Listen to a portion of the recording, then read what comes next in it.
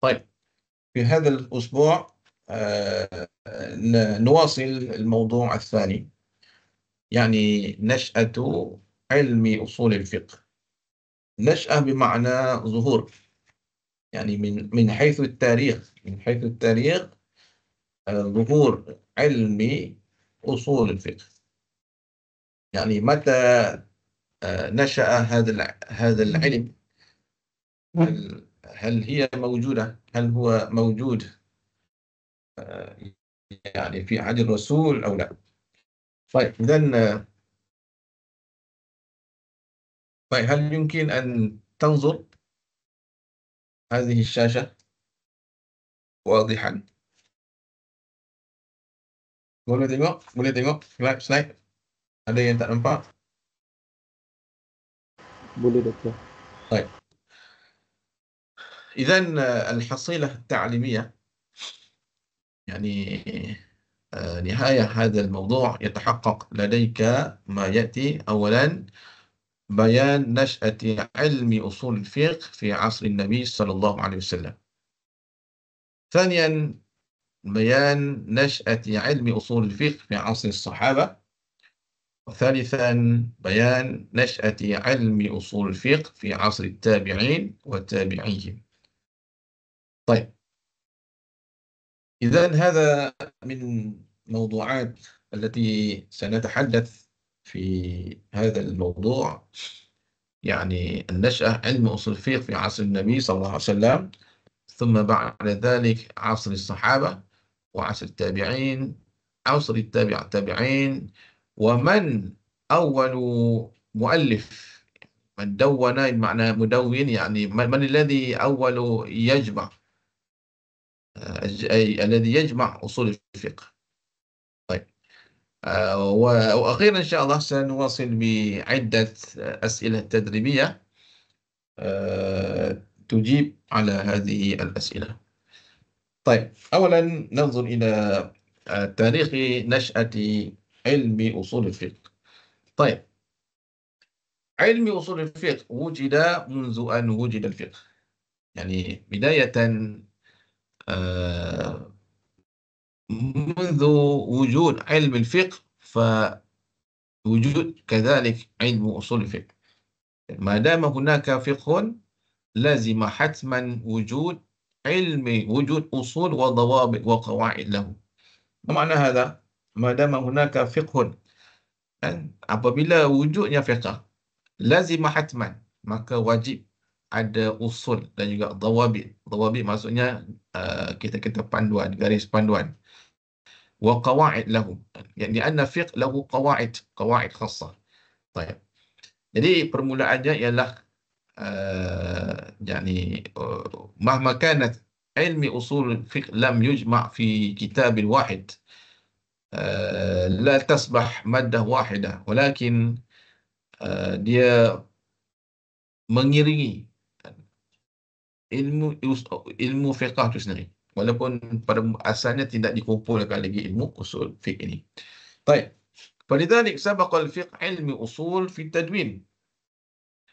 سبق الفقه علم أصول في التدوين لأنه دون وهذبت ومسائله وأرسيت قواعده ونظمت أبوابه قبل تدوين أصول الفقه. Ilmu fiqh ni dia dikumpulkan dulu, dan juga masalah huzz tahzib ni ialah kita tahzib ni ditapis masalah-masalah yang ada, kemudian dikumpulkan dalam kitab fiqh. Dan juga dia ada qawaid, dia ada kaedah. Sebab tu wujudnya qawaid fiqhiyah, kan? Itu semua berasal daripada ilmu fiqh. Kemudian disusun abwab al-fiqh.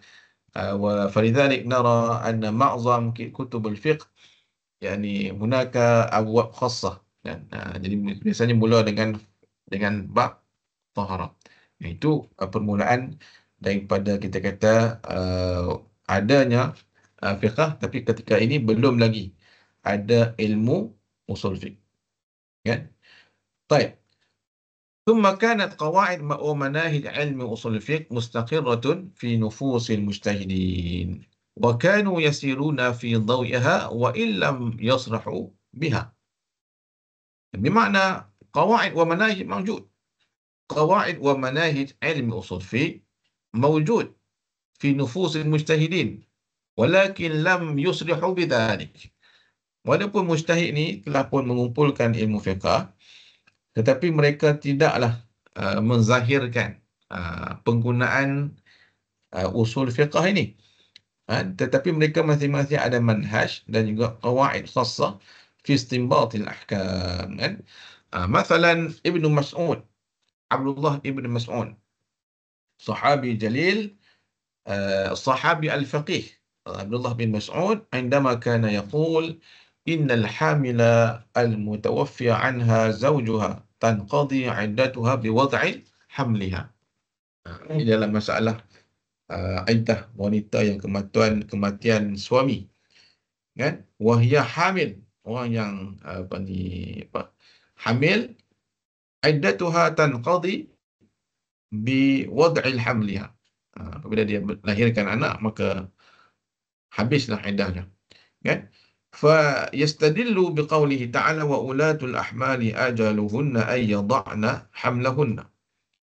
Kadzalika yastadillu bi anna surat at-talaq allati fiha hadhihi al-ayah nazalat ba'da suratil Baqarah. Dalam surah Baqarah disebutkan tentang iddatul mutawaffa anha zawjuha. Tapi 4 bulan. Dalam surah Baqarah tu disebut, Allah sebut walladzina yatawaffawna minkum wa yadharuna azwajan yatarabbasna bi anfusihinna arba'ata ashhurin wa 'ashra.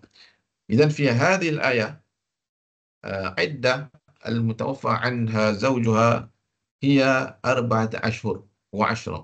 4 bulan 10 hari. Baik, jadi Ibnu Mas'ud bila ditanyakan kepada dia berapakah iddah bagi wanita yang kematian suami tapi dia mengandung, kan. Jadi dia memfatwakan biwad'i hamliha. Walaupun kita tengok konteks ayat ni dah sini dia ada takhsisul 'am, kan. Dia ada konteks takhsisul 'am, tapi takhsisul 'am itu tidak lagi dibukukan. Tapi benda tu dah ada, kawaidnya telah pun digunakan oleh para ulama, para faqih, walaupun tidak dikumpulkan lagi kaedah-kaedah tersebut, manhaj tersebut, maksudnya manhaj pengenalan hukum itu dalam satu ilmu yang tersusun, iaitu ilmu usul fiqh. إذن أن أصول الفقه صاحب الفقه ولازمه منذ نشأته. Bermaksud ilmu usul fiqh ini dia mengiringi dan juga dia berjalan sekali dengan ilmu fiqh, kan, pada permulaannya, walaupun tidak dikumpulkan lagi. Bal kana mawjudan qabla nash'atil fiqh لأنه قوانين للاستنباط وموازين للآراء ولكن lam tazhur al-hajah ila tadwinihi awalan. Pada peringkat permulaan itu tidak ada lagi keperluan untuk dikumpulkan ilmu usul fiqh. Tapi para sahabat yang mujtahid ini telah pun menggunakan manhaj ini, qawaid ini fi istinbatil ahkam al-fiqhiyah. Baik. ثم ننظر إلى أسباب عدم تدوين علمي في عصور الآتية. Kenapa ilmu usul fiqh ini tidak dikumpulkan lagi pada peringkat awalnya, kan? Baik, lianna fi zamanin Nabi sallallahu alaihi wasallam ma kanat hunaka haja lil kalam an qawaid hadha al-ilmi fadlan an tadwinihi. Limadha? Lianna an-Nabi sallallahu alaihi wasallam huwa marju'ul futya. Kerana tidak ada keperluan pada zaman Nabi, kerana al-wahyu ma zalat nazilah, kan? Mazal yanzil, wahyu masih lagi turun, dan Nabi sebagai marju'ul futya. Marju'ul futya ni ialah Nabi ni menjadi rujukan apabila ada pertanyaan tentang fatwa, soalan hukum, para sahabat akan bertanya kepada Nabi SAW. Nabi SAW yubayyinul ahkam al-fiqhiyah.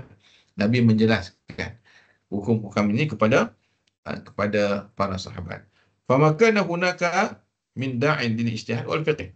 Oleh kerana itu tidak ada keperluan untuk para sahabat ketika itu untuk berijtihad, melakukan kata-kata ijtihad dalam masalah fiqh, kerana Nabi adalah merupakan marju'ul futya. Baik. Summa ba'da wafatin Nabi sallallahu alaihi wasallam ظهرت وقائع وأحداث كان لابد من مواجهتها بالاجتهاد والاستنباط أحكامها من الكتاب والسنة. يعني في زمن الصحابة بعد وفاة النبي صلى الله عليه وسلم. طيب، الصحابة هم يعرفون اللغة العربية وأساليب. Kerana bahasa Arab ni dia ada uslub-uslub tertentu. Nanti kita akan belajar macam mana kaedah para ulama dia mengeluarkan hukum-hukum fiqh berdasarkan uslub yang ada dalam bahasa Arab. إذن الصحابة يتقنون اللغة العربية وكذلك وجود دلالة الألفاظ. Kadang-kadang perbahasan keluar hukum ni dia bukan mudah. Macam saya sebut, dia ada pelbagai lagi. Ada lafaz mushtaraknya, ada takhsisul amnya, ada dalalatul iqtida dan sebagainya. Wujud dalalatul alfaziha wa hum aidan yuhituna. Ihatah ni maksudnya dia menguasai asrar at-tashri', yakni rahsia-rahsia syarak, maqasid syariah wa hikmatuhu wa ilmihim bi asbabin nuzul al-Quran wa wurud as-sunnah. Itu yang ada pada sahabat. Oleh kerana itulah sahabat sudah pun ada kemahiran tersebut. Wa hunaka hajatun ila wujud ahkam syar'iyyah jadidah li wujud nawazil, yakni masail jadidah ba'da wafatin Nabi sallallahu alaihi wasallam, yakni al-hajah ila al-ijtihad fala budda lahum min manhaj usul fiqh li istinbat al-ahkam. Jadi bermulalah zaman ini, zaman sahabat ini, dan berlakulah pelbagai isu-isu yang baru kan, yang memerlukan kepada jawatan fiqh. Ada di kalangan sahabat ni dihantar sebagai gubernur di negara-negara lain yang sudah tentunya takhtalifu adat bi'adatil Arab, kan? Takhtalif al-a'raf, uruf, adat berbeza di antara negara dengan negara yang lain. Ada di kalangan sahabat yang mendengar hadis daripada Nabi SAW, ada yang tidak mendengar hadis. Jadi sebab kita tengok apabila sahabat ni memberikan ijtihad, kadang-kadang berbeza di antara satu sama lain kerana kan kita kata sumber hadis itu tidak sampai kepada sebahagiannya. Jadi mereka memberilah ijtihad berdasarkan pada ijtihad. Itu dah mula berlaku perbezaan dari segi hukum fiqh. So tujuan kita belajar hari ini, kita akan tengok macam mana, kenapakah hukum-hukum fiqh ni kadang-kadang kita tengok setiap mazhab ni berbeza di antara satu sama lain. Kadang-kadang dalam satu masalah tu sampai ada 4 pendapat pendapat fuqaha di situ. Ini salah satu puncanya. Baik, idzan manhajuhum fi istinbat al-iltimas bil Quran. عندما نزلت الحادثة التمسوا حكمها في القرآن أولا. طيب، ثم إن لم يجدوا في القرآن فيرجعون إلى السنة. ثم بعد ذلك الاجتهاد في ضوء ما عرفوا من مقاصد الشريعة. Kalau tidak ada dalam sunnah hadis, maka yajtahiduna fi dhawi ma arafu min maqasid syariah. Baik. فمنهج الاجتهاد كان موجودا وفعله الصحابة ولكن غير مدون. Zaman ini, zaman sahabat ni, manhaj ijtihad lah pun ada, iaitu mereka merujuk kepada Quran dulu, sunnah, kemudian barulah berijtihad dengan pandangan mereka berdasarkan maqasid syariah. Tapi walakin غير مدون بعد. Ilmu usul fiqh tidak dikumpulkan lagi. Baik. فالصحابة اجتهدوا وأفتوا ومنهم, يعني kita kata kebanyakan sahabat ni, ada kalangan sahabat ni yang al-mukthiruna bil fatwa, banyak mengeluarkan fatwa. Contohnya ialah Ali bin Abi Talib, Abdullah bin Mas'ud, Umar al-Khattab, dan juga beberapa lagi sahabat yang kita kata terkenal dengan berijtihad dalam hukum-hukum. Umar di antaranya di kalangan sahabat Nabi yang banyak kita kata mengeluarkan ijtihad, kan. Jadi itulah, sebagian sahabat ni ada yang berpegang kepada nas zawahirin nusus, ada yang maknanya dia berijtihad tu berdasarkan kefahaman dia terhadap aspek-aspek hukum ni. Okey, baik, itu. طيب، هذا في زمن الصحابة. طيب، ثم يأتي بعد ذلك عصر التابعين. إذن في عصر التابعين اتسعت البلاد الإسلامية ووجدت حوادث ووقائع كثيرة، واختلط العجم بالعرب على نحو لم يعد بسببه اللسان العربي على سلامته الأولى. Ada di kalangan sahabat ni diutus sebagai gubernur. Di kalangan tabi'in ini diutus sebagai gubernur di tempat di negara-negara ajam. Maknanya negara yang bukan Arab. Kadang-kadang mereka ni tidak ada kemahiran untuk memahami bahasa Arab dengan baik. Orang ajam ni. Kan tabi'in ni mungkin memahami dengan baik. Maka di sini berkembang lagi kita kata ruang lingkup ijtihad itu berdasarkan uruf. Kadang-kadang zaman dah semakin jauh dengan zaman Nabi SAW.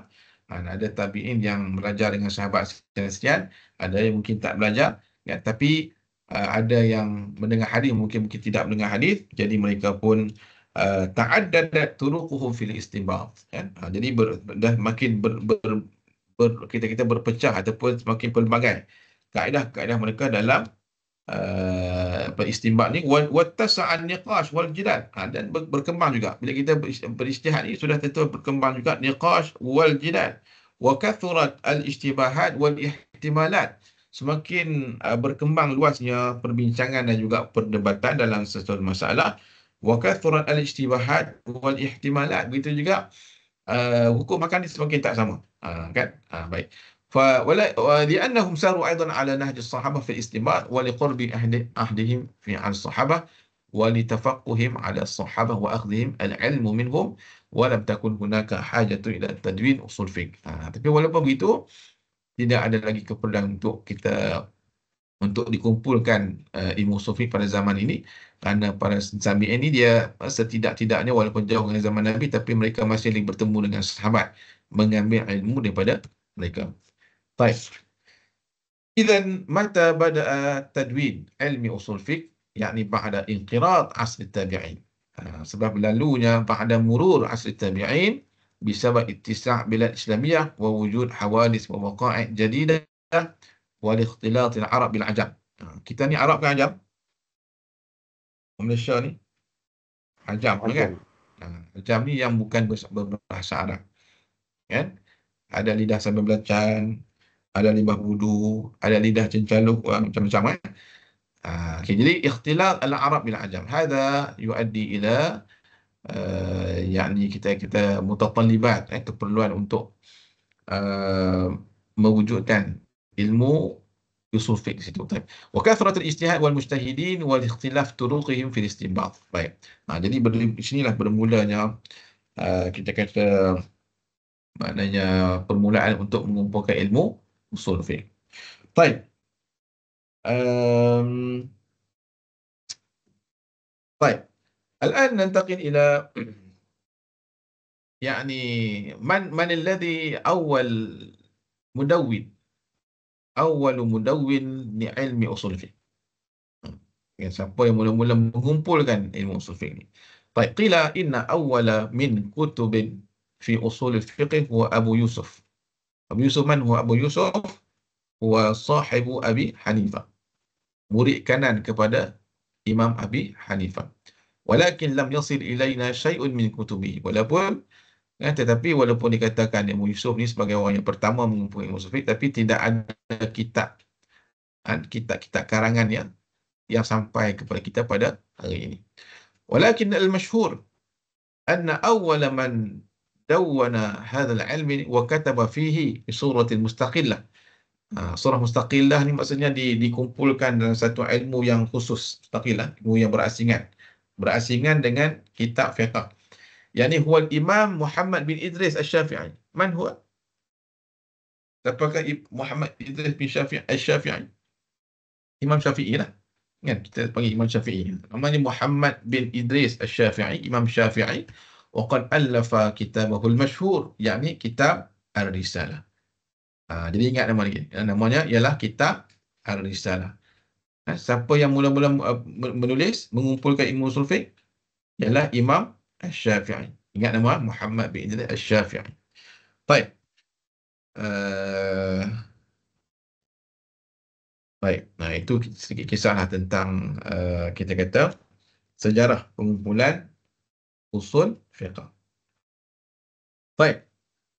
إذن الشافعي، إمام الشافعي ألف رسالته الأصولية المشهورة.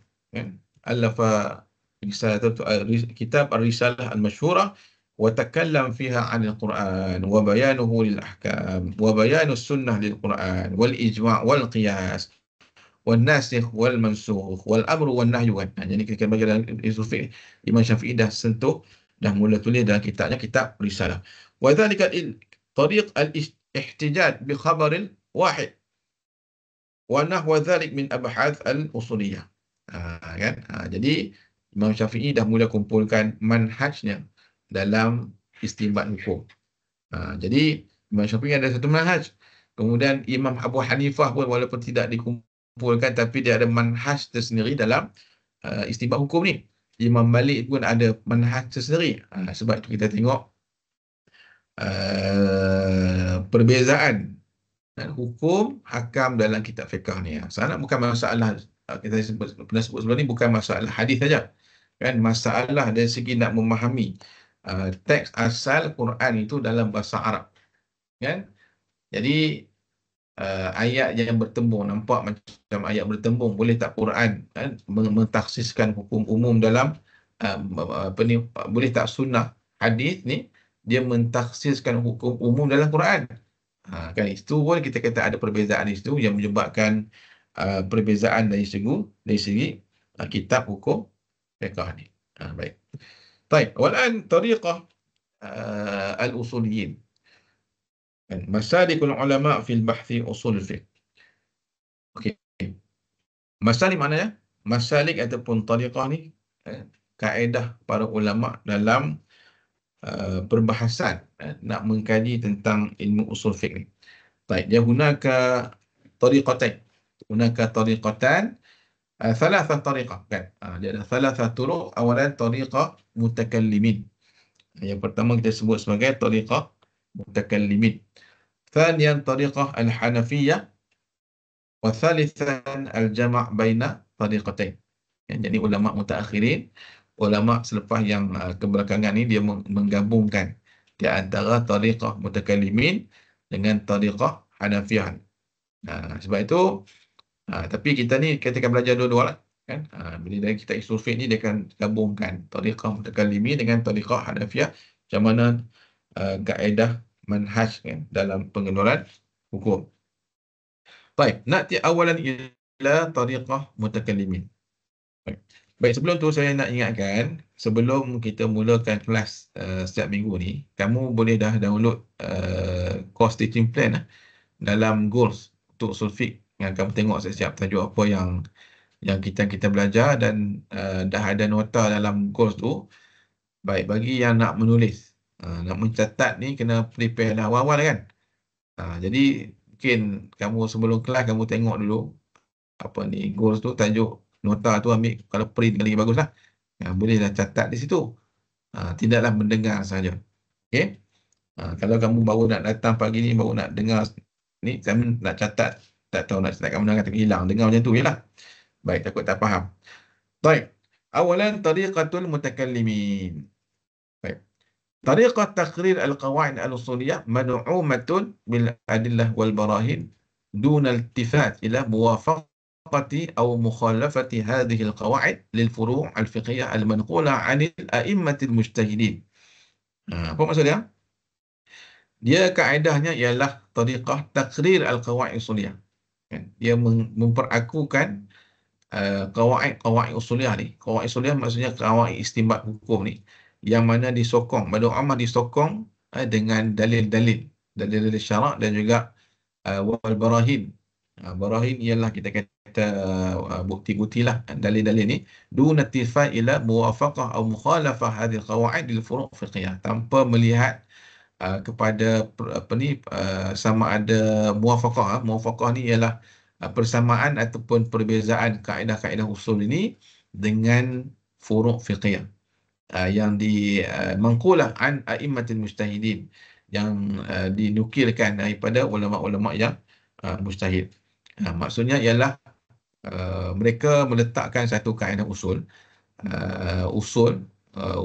kaedah usuliyah ni yang berdasarkan kepada dalil, kan, tanpa melihat kepada pandangan maksudnya furu' fiqhiyah yang datang daripada ijtihad para ulama ni. Nampak tak? Itu perbezaannya. Baik. Jadi Apa lagi sini? Golongan ini kita kata tariqah mutaqaddimin wa qad ittaba'ahu al-Mu'tazilah wal Syafi'iyah wal Malikiyah. Itu kalangan yang ikut ialah Mu'tazilah, Syafi'iyah wal Malikiyah kama ittaba'ahu ulama'ul Ja'fariyah fi awal tadwinihim min ilmi usul fiqh. Ini kita kata ni manhaj apa yang diikut oleh Mu'tazilah, Syafi'iyah, Malikiyah dan juga Ja'fariyah.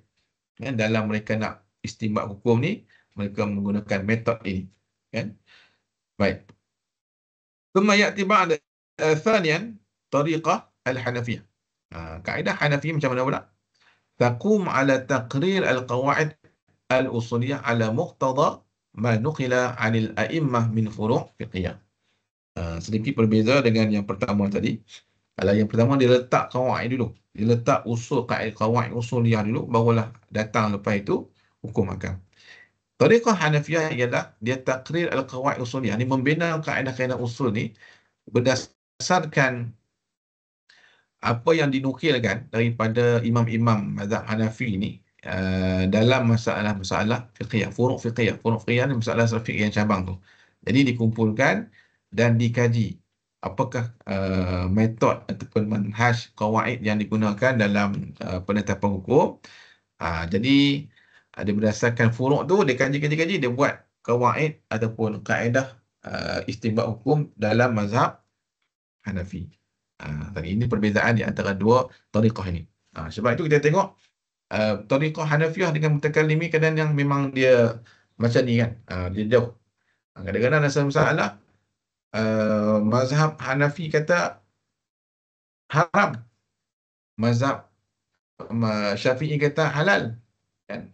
Contoh dalam masalah zabihatul haiwan, zabhul haiwan biduni zikri ismallah. Sembelih haiwan oleh seorang Muslim tapi dia tak sebut bismillah, tak baca bismillah. Halal ke haram?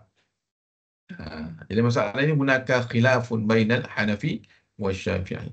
Qala al-Hanafi bi annaha yani haram idza kana al-muslim yazbahul haiwan biduni tasmiyah, tak baca bismillah, kan, fa hukmuhu haram. Walakin 'inda Syafi'i yaqul annahu mubah, harus dan halal dimakan. Kenapa tu? Kerana perbezaan si manhajnya. Ya. Baik. طيب ثم يأتي بعد ذلك طريقة الثالثة يعني الجمع بين الطريقتين. Tariqah al-mutaakhirin, ulama-ulama yang terkemudian.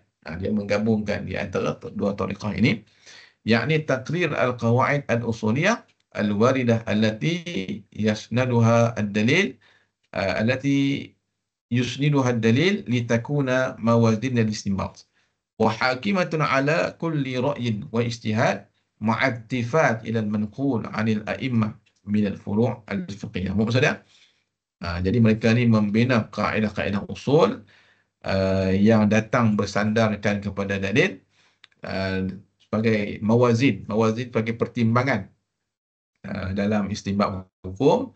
Kemudian juga mengambil kira, kan, hakimatun ala kulli ra'yin wa ijtihad. Dia mengambil kira juga pandangan daripada mazhab, ijtihad ulama-ulama mujtahid ini, dan juga memerhatikan al-manqul 'anil a'immah min al-furu' fiqhiyah, dan juga mereka perhatikan juga kalau di sana ada isu-isu telah pun dibahaskan oleh ulama-ulama mazhab tersebut dalam furu' fiqhiyah. Dan masalah fiqh tu dia ambil dalil, ada usulnya, ada dalilnya, kemudian masalah furu' fiqhiyah, kemudian diperhatikan, kemudian barulah dibuat satu nak mengharmonikan di antara pandangan-pandangan tersebut, dan akhirnya keluarlah satu hukum. Kan, itulah zaman sekarang lah, di mana kaedah pengeluaran hukum di isu-isu baru berlaku, isu vaksin ke, isu tentang produk-produk halal ke, kan? Jadi banyak isu-isu yang baru berlaku. Jadi kaedah yang digunakan oleh kebanyakan mufti kita dalam nak menetapkan hukum ialah menggabungkan di antara tariqah mutakallimin dengan tariqah Hanafiyah. Baik. هذا المسالك الثلاثة يعني التي يتبعها علماء الأصول وهي أصول الفقه الأصوليون في يعني استنباط في استنباط الأحكام الفقهية. طيب، ada soalan? Yang tu sedikit tentang sejarah lah kan, sejarah usul fiqh.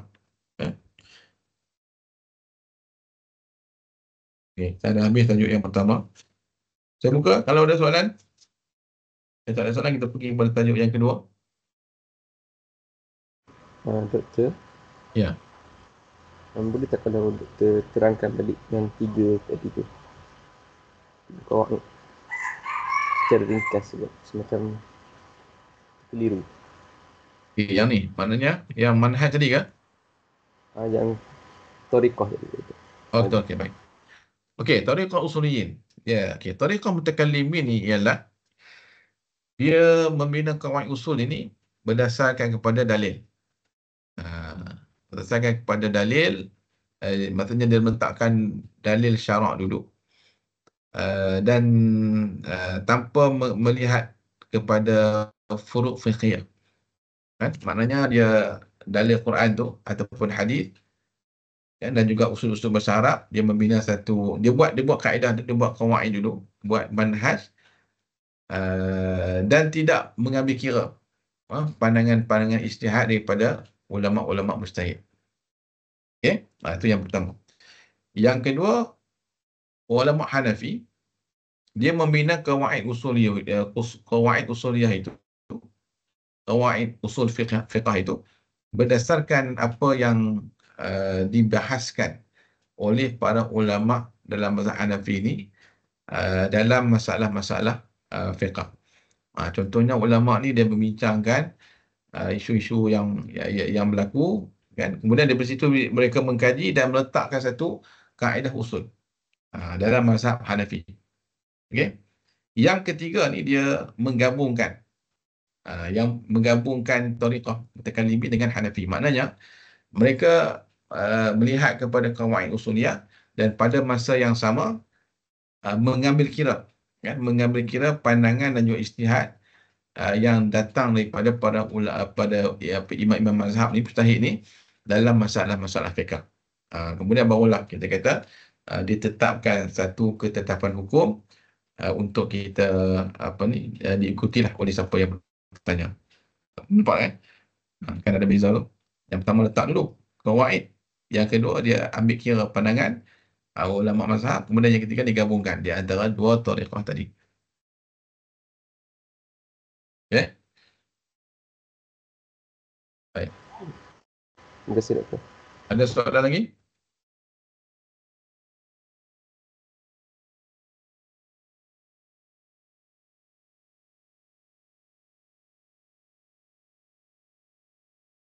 Okey.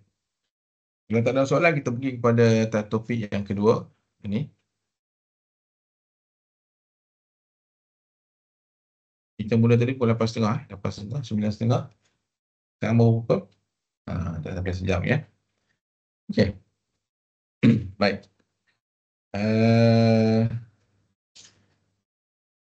طيب، الموضوع الثاني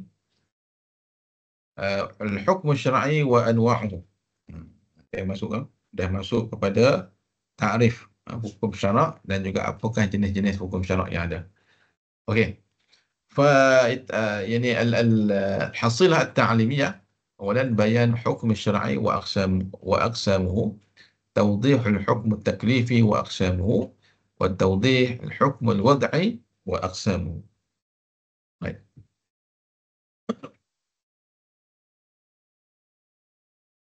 طيب، أولا نتعرف أولا على معنى الحكم. ما هو الحكم؟ Dia selalu sebut hukum. Ada hukum syarak, kan? Hukum tu apa? Ta'riful hukmi. Baik. Ta'riful hukmi lughatan al-mana'. Hukum ni ialah satu larangan, hukum. Tegahan, larangan, al-man'u, melarang. Wastilahan بمعنى خطاب الشارع، خطاب الله، الشارع هو الله، خطاب الله atau خطاب الشارع المتعلق بأفعال المكلفين بالاقتضاء أو التخيير أو الوضع. Khitab arahan Allah arahan syari'.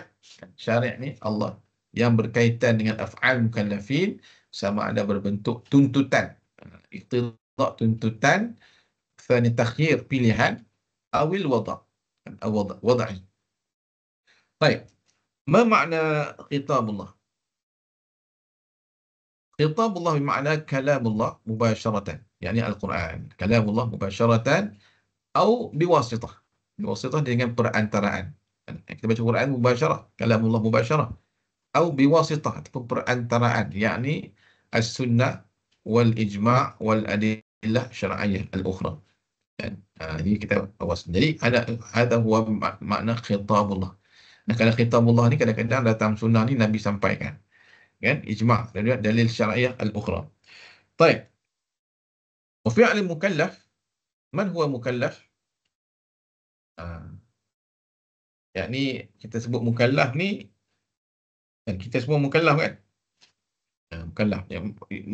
Af'al mukallaf yakni yashtamil ala af'al al-qulub wa al-jawarih wa af'al al-lisan. Kan? Jadi berkaitan dengan hukum hakam yang berkait dengan tasdiqul bil qalbi. Kembali kepada takrifan dalam hukum dalam makna iman tu, dia af'al qulub, ada berkaitan dengan niat kita. Contoh niat berkaitan dengan qulub. Af'al al-jawarih, kan, ada yang perlu dilakukan dengan perbuatan, bentuk-bentuk gerakan anggota. Wa af'al al-lisan, dan juga iqrar dengan lisan. Kita sebut dengan lisan. Itu adalah fi'il mukallaf, perbuatan mukallaf tu. Ada pemukallaf yang muslim baligh, yang muslim yang baligh. Jadi itu kita kata mukallaf. Wal iqtida'. Ma makna iqtida'? Tuntutan. Iqtida' bermakna talab. Tuntutan, talabul fi'li atau talabul tarki. Ada dua bentuk tuntutan dalam hukum ni. Awalan, talabul fi'li, sama ada tuntutan untuk melaksanakan. Tuntutan untuk perlu tuntutan untuk dilaksanakan, atau talabul tarki, tuntutan untuk ditinggalkan. Kalau tuntutan dilaksanakan, itu perintah. Kalau tuntutan ditinggalkan, itu bentuk kita tegahan. Itu makna iqtida'. Awi takhyir, yakni makna ikhtiyar baina fi'li syai'in wa tarkih. Kadang-kadang khitab ini kita boleh pilih, kan, sama ada nak buat yang mana. Contohnya dalam masalah orang yang membayar kafarah sumpah, dia bersumpah kemudian melanggar sumpahnya. Maka kata Allah, fakaffaratu it'amu 'asharati masakin au min 'asharati masakin au ayat sebagai ayat tu, fakaffaratu it'amu 'asharati masakin min awsati ma tut'imuna ahlikum au qiswatuhum au tahriru raqabah. Kadang-kadang dalam bentuk hukuman ni boleh pilih, sama ada, contoh dalam kafarah orang yang langgar sumpah tadi, boleh pilih sama ada untuk memberi makan 10 orang miskin, ataupun memberi pakai pada 10 orang miskin, ataupun membebaskan hamba. Faman lam yajid fasiyamu thalathati ayyam. Tapi siapa yang tak mampu 3 yang jenis hukuman tadi, maka boleh pilih untuk berpuasa 3 hari. Kita maksud takhir, boleh. Kadang-kadang setengah hukum boleh dipilih. Okey? Baik. Wa kadzalika awil wad'i. Kadang-kadang hukum ni dia berkait dengan wad'i. Apa maksud wad'i? Wada' ni, wada' maksudnya ialah ja'alu syai'in sababan li akhar atau syartan lahu atau mani'an lahu. Ataupun ma yakunu sababan li syai'in atau syartan atau mani'an bi wad'in atau ja'alin min asy-syar'i. Wada' ni ialah sesuatu itu mungkin menjadi sebab kepada sesuatu yang lain, ataupun syarat kepada sesuatu hukum, sebab pada hukum, syarat kepada hukum, ataupun yang melarang daripada dilaksanakan hukum. Itu adalah wada'. Nanti kita akan tengok, kan, apa maksud lebih terperinci, sebab macam mana, kan? Sebab nak semayang, syarat sah semayang, rukun semayang, apa yang menghalang, contohnya mani' ni yang melarang daripada pewarisan, contohnya, kan, melarang daripada sah solat, apa contohnya, kita tengoklah. Tapi cara ringkasnya lah, hukum ialah khitabus syari' al-muta'alliq bi af'al mukallafin bil iqtida' aw at-taghyir aw al-wada'. Ingat yang tu lah, ya. Baik, والآن تنقسم الحكم الشرعي إلى قسمين. أولا حكم تكليفي، وثانيا الحكم الوضعي. Ingatlah, hukum syarak ni bukan hukum taklifi, bukan hukum yang 5 ni saja. Ada hukum yang kedua ni. Hukum syarak disebut hukum syarak apa? Dua bentuk ni. Awalan al-hukm at-taklifi, wa thaniyan al-hukm al-wad'i. Baik, apa makna hukum taklif? Hukum taklifi bermakna maqtada talabul fi'li aw at-tarki aw at-takhir min al-mukallaf. Yakni hukum yang menuntut untuk kita laksanakan sesuatu, talabul fi'li ataupun talabul tarki, ataupun hukum yang untuk kita meninggalkan sesuatu, ataupun boleh pilih, ada pilihan, dan ada pilihan untuk melaksanakan hukum tersebut bagi seorang mukallaf. Itu adalah hukum taklif. Baik, wal hukum taklif khamsatu aqsamin. Ni yang kita biasa dengar ni, al-ijab ataupun wajib, al-ijab, an-nadab, an-nadbu, sunat. Kita biasa sebut sunat kan, ni an-nadbu maksudnya. Al-ijab, an-nadbu, at-tahrim awil haram, al-ibahah wal karahah. Kan? Ingatlah, ini hukum syarak yang kita bahaskan tidak akan jadi enam. Sebab tu dalam mana-mana keputusan fatwa, jadi yang nak carinya hukum ni lah, kan? Wajib ke, sunat ke, haram ke, harus ke, makruh ke.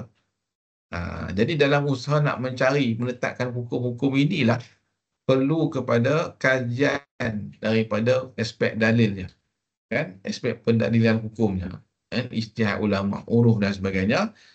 Dalil-dalil yang akan kita belajar lepas ni, dia ambil kira nak menetapkan hukum-hukum ni. Nampak tak? Hukum taklif ni. Itulah. Baik. Jadi contoh wajib apa? Contoh wajib. Kita ambil contoh al-ijab ni, contohnya fi surah Al-Maidah, ya ayyuhallazina amanu awfu bil 'uqud. Baik, awfu bil 'uqud. Kamu belajar kan? Kamu orang apa ni, Quran Sunnah mesti belajar kan? Mungkin ada hafiz ni. Dari segi ilmu taranum tu lain. Kan? Kita kata bahasa ilmu tajwid ni, ya ayyuhallazina amanu awfu bil 'uqud. Mungkin di situ ada hukum mad asli. Kita bahas di situ lah. Tapi segi aspek hukumnya ialah macam mana nak keluarkan hukum daripada ayat ni. Bukan nak melagukan saja. Kan? Kerana Quran ni bukan untuk dilagukan, tapi yang lebih penting adalah untuk diamalkan. Bila nak diamalkan itu, kan, kita baca apa kita nak dapat maksud, istinbat apa hukum yang boleh dapat pada ayat ni. Contohnya aufu bil 'uqud. La yujad kalimah wujub guna. Tapi macam mana boleh kata kita kata wafa bil ahdi.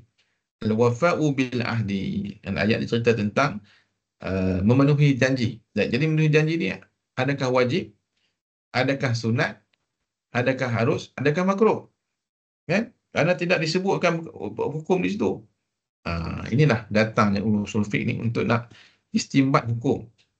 Baik, jadi contohnya kita tengok ada perkataan aufu bil 'uqud. Jadi qawaid usuliyah, kaedah usul menyebutkan bahawa al-amru lil wujub.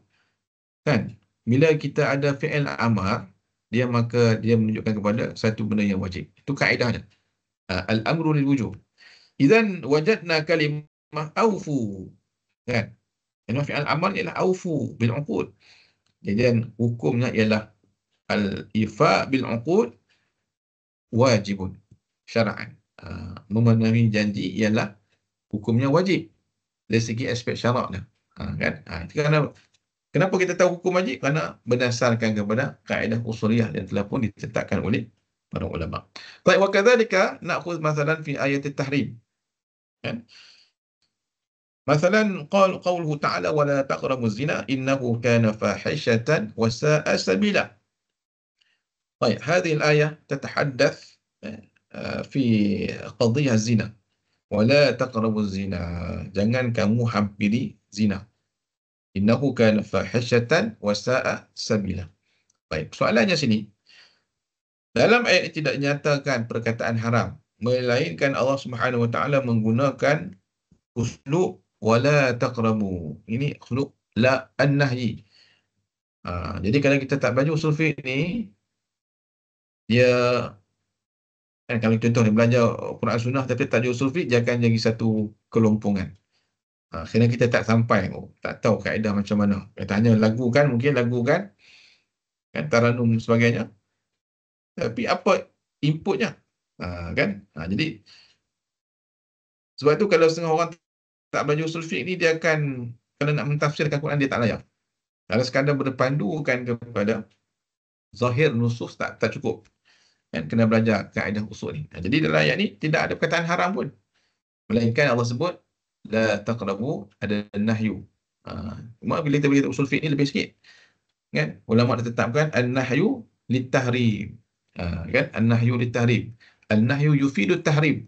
Apabila adanya larangan, maka dia membawa maksud haram. Baik. Jadi dalam ayat ni ada perkataan la taqrabu. Kan? La an-nahyah, la tegahan. Bermaksud az-zina haramun. Ini salah satu contoh lah. Bagaimana pula dengan ayat yang tidak ada la nahyi ni, tapi Allah sebutkan al-uqubah 'ala al-fi'l. Kadang-kadang haram ni dikenali uslubnya ialah apabila Allah Taala menceritakan ada hukuman terhadap perbuatan tersebut. Contohnya hukuman neraka jahanam contoh, ataupun kena potong tangan. Itu dia tak cerita tentang haram tu. Was-sariqu was-sariqatu faqta'u aydiyahuma jazaa'an bima kasaba nakala min Allah. Tak ada perkataan haram pun. Tapi macam mana boleh tetapkan kata sariqah tadi, mencuri adalah haram? Dalam ayat ni lain sikit. Tak ada la nahyi, tapi dia ada hukuman terhadap kesalahan mencuri itu. Faqta'u aydiyahuma, kena potong tangan. Kan? Itu kaedah-kaedah. Kita uslub macam mana kita nak mengenali hukum hakam yang ada dalam Quran. Inilah pentingnya kita belajar usul fiqh. Baik. Okey, nanti perincian kepada ayat-ayat ni kita akan tengok satu-satu. Saya akan bagi tugasan untuk kamu buka Quran ke, tengok contoh-contoh ayat-ayat lain yang boleh kita bagi contoh dalam setiap part ni. Okey. Wathaniyan nantaqi ila al-qism ats-tsani, yani al-hukm al-wad'i. Bermakna maqtada wad'u syai'in sababan syartan aw mani'an li syai'in. Baik, hukum wada' ni ialah sesuatu yang berkait dengan sebab, kan? Menjadi sebab ataupun syarat kepada sesuatu hukum, sebab pada hukum, syarat kepada hukum, atau yang menegah kepada sesuatu hukum. Kan? Sebab, syarat, mani'. Ini kita sebut kedua ialah hukum wada'i. Boleh? Okey. Satu perincian siap satu ni kita akan bagi lepas ni. Okey. Baik. Kita tengok siap ada tak. Masak wajib, masak semua ni. Okey. Okey. So dalam kepala kita kamu gambarkan yang ni dulu, frame ni. Jadi perinci satu-satu, insya-Allah kita akan bagi contoh lepas ni. Baik. Wal an nantaqi ila ijab al-wajib awalan. Al-wajib. Baik. Ma makna wajib? الواجب أو الإيجاب. الواجب يعني كما عرفنا طلب الشارع فعله من المكلف على وجه الحتم والإلزام، يثاب فاعله ويعاقب تاركه. Ini wajib lah. طلب الشارع فعله من المكلف على وجه الحتم apa maksud hatmi wal ilzam? Tuntutan daripada Allah Ta'ala, syariat ni Allah Ta'ala untuk kita laksanakan perbuatan tersebut. Untuk mukallaf ni, mukallaf, tuntutan kepada mukallaf untuk melaksanakan perbuatan tersebut ala wajhil hatmi wal ilzam, iaitu tuntutan yang pasti dan wajib. Hatmi wal ilzam maksudnya tuntutan yang pasti dan wajib, yakni yuthabu fa'iluhu, orang yang buatkan dapat pahala, wa yu'aqabu tarikuhu, yang tinggalkan dapat dosa. Fa al-wajib al-fi'lu matlub ala hadzal wajh. Wajib ni ialah satu perbuatan yang dituntut untuk kita lakukan kewajipan tersebut. Baik. Boleh berikan apakah benda-benda yang contoh-contoh wajib, hukum-hukum wajib dalam syarak ni? Boleh sebut, silakan. Al-amthilah al-wujub fi ahkam syar'iyyah. Sebut seorang satu. Zakat. Apa yang wajib kita ni dalam hukum-hukum syarak ni? Apa yang wajib? Wajib sedengar macam zakat tadi, betul? Wujubuz Solat. zakat. Wajib solat, wajib zakat. Yang apa lagi? Puasa. Wajib puasa, wujubus siyam.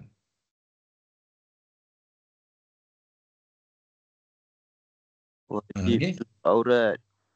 Wujub sitrul aurah, sahih. Apa lagi wajib? 24. Kamu ada 24 orang. Ya? Sebut salah satu. Lagi? Habis dah? Okey, fikirkan. Wajib apa lagi?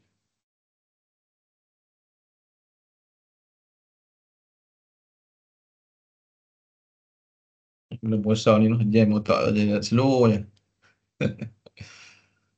Okey, wajib apa lagi? Banyak wajib ni.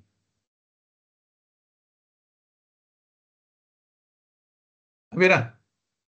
4 je boleh? Yang lain-lain?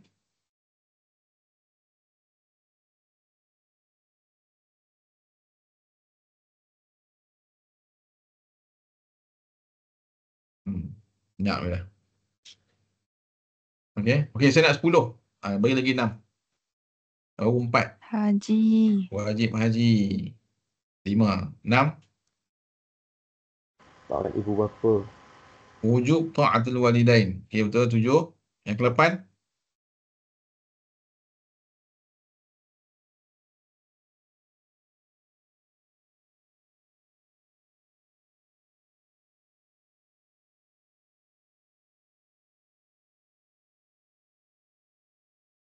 Yang ke-8.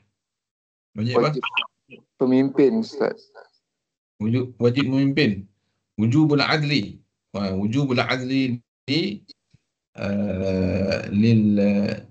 kita kata lil qa'id atau lil hakim. Wujubul adli lil hukam. Okey, betul? Yang ke-9. Wajib beriman kepada Allah. Wujubul iman billah, betul? Yang terakhir. Apa lagi wajib ni?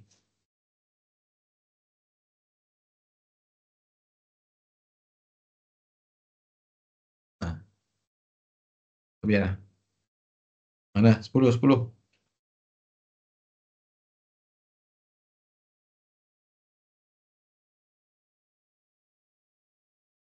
Biarlah. Baca lain dah. Okey. Wal'an. Mal farqu bainal wajib wal fardu?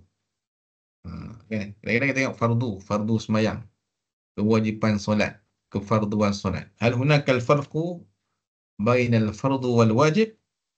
Baik. Al-wajib huwa al-fardu 'inda al-jumhur. Al-wajib huwa al-fardu 'inda al-jumhur. فهما سواء لا يختلفان في الحكم ولا في المعنى. طيب، فهما يطلقان على ما يلزم فعله ويعاقب على تركه. هذا عند الجمهور. sama fardu dengan wajib sama. ولكن عند الحنفية هم يفرقون بين الفرض والواجب. Dia ada perbezaan dari segi ulama Hanafi min haitsu jihati dalil. طيب. إذا كان الدليل ظنيا لا قطعيا. Apabila dalil itu dalil zanni, dalil berstatus zanni dan juga bukan qat'i. Ka khabaril ahad al-thabit bihi wujub al-adhiyah fahuwa wajib. Kalau dalil tersebut, kewajipan tersebut sabit dengan dalil zanni. Itu dalil contoh sabit dengan hadis. Kenapa hadis ni zanni? Kerana dari segi sanadnya itu tak qat'i macam Quran. Jadi kalau arahan tersebut, perintah wajib tersebut sabit dengan hadis, yakni khabar al-had, maka dia jadi wajib, hukum wajib. Ya. Wa idza kana ad-dalilu qat'iyyan, apabila dalil itu sabit dengan qat'i, contohnya Quran ataupun hadis mutawatir yang berstatus qat'i disebut sanadnya, kan nususil Quran fa huwa al-fardu. Dia jadi fardu. Beza lah fardu dengan wajib di sisi ulama mazhab Hanafi. Sebab tu kalau dia kata wajib dalam mazhab Hanafi ni wajib esensial, mungkin wajib tu penetapan dalilnya dengan hadis. Arahan tu Nabi bagi dalam hadis. Fardu di sisi Hanafi kata fardu tentang fardu solat. Kan, fardu solat, fardu haji. Itu dalilnya daripada sumber Quran. Walakin al-fardu wal wajib 'inda al-jumhur, selain pada Hanafi, kan, jadi wajib dan fardu adalah sama. Contoh dia sebut wajib semayang, fardu semayang, hukumnya sama saja. Okey, itu sedikit penambahan. Baik. Wal'an, kaifa an nata'arrafa 'ala wujub? Yani uslub, apakah uslub yang untuk kita nak faham hukum wajib ni? Ataupun disebut sebagai siyarul wujub ataupun uslub al-wujub. Uslub ada sirah. Sirah ni apa? Sirah ni ialah dia punya lafaz apa yang bila kita baca Quran ni menunjukkan kepada wajib. Ni sonok ni wajib ni. Okey, sekali saya minta kamu cari contoh-contoh bagi tiga ni. طيب لكي نعرف على لكي نتعرف على صيغ الوجوب أولا باستخدام فعل أمر. Apabila adanya fi'il amar, kan, ada uslubnya lah, sirahnya lah sirah ataupun uslubnya fi'il amar. Dalam Quran kan, dalam hadis ada fi'il amar, kan, maka hadha yadullu ala wujub. Masalan aqimus salah, kan, aqimus salah wa atuz zakah, kan, aqimu. Aina fi'il amar? Aqim ataupun wa atu.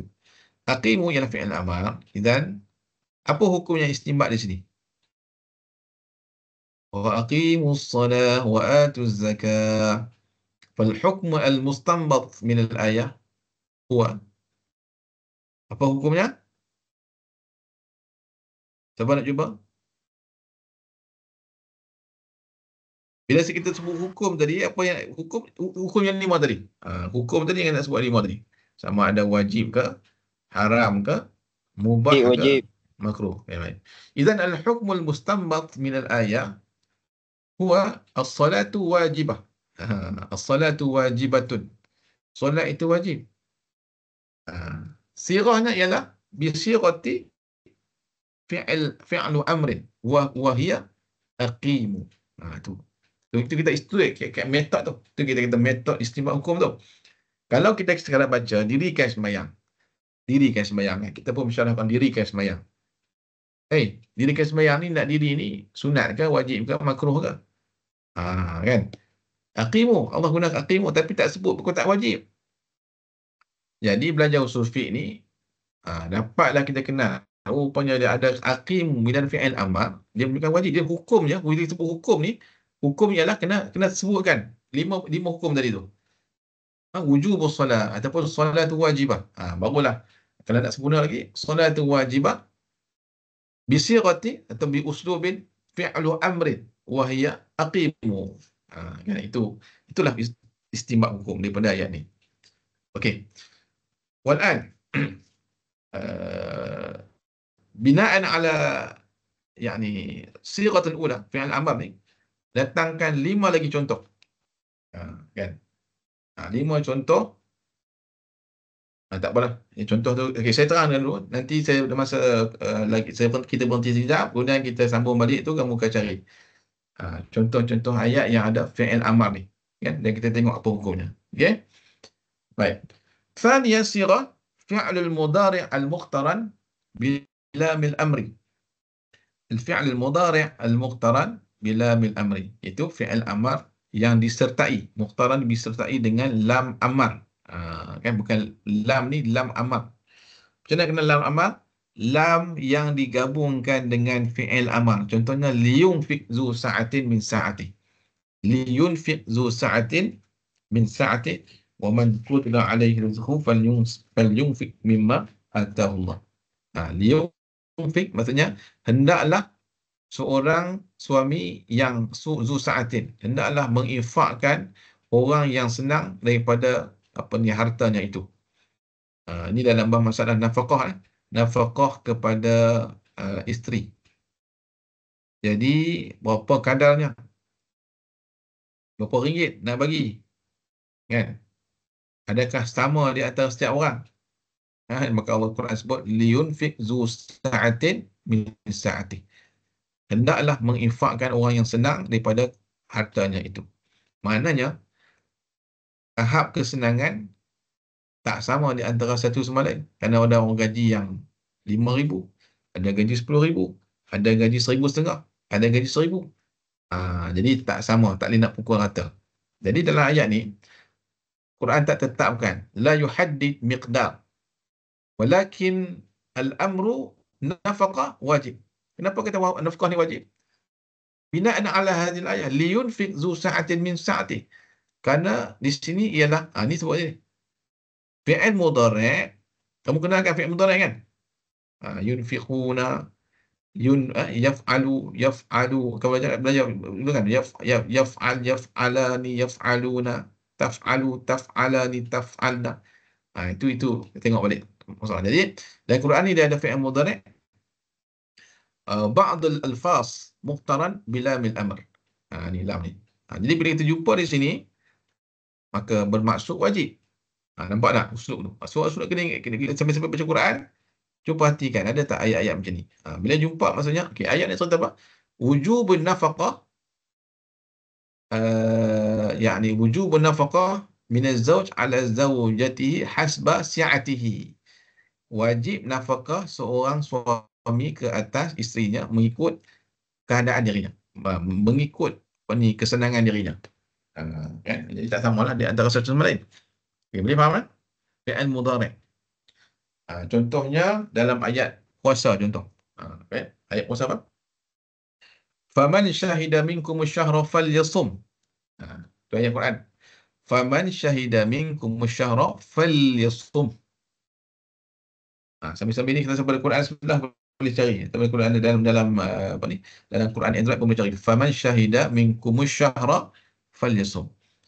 Allah sebut siapa di kalangan kamu yang menyaksikan syahra anak bulan falyasum, maka hendaklah dia berpuasa. Baik, dalam ayat ni tak cerita tentang kewajipan, tapi hukum wajib puasa. Wujubus siyam bisabab ru'yatil hilal. Wajib berpuasa apabila kita lihat anak bulan. Kenapa jadi wajib tu? Falyasum. Itu contoh falyasum tu. Fi'il mudhari' yang disertai dengan lam al-amr, lam perintah. Maka jadilah puasa itu wajib dengan sebab melihat anak bulan. Okey? Itu fi'il amr, fi'il mudhari' al-muqtaran bi lamil amri. Baik, wa thalithan. Berapa dah? 9:43. Siaplah. Baik, as-sighatu ad-dallatu 'ala talabil jazim.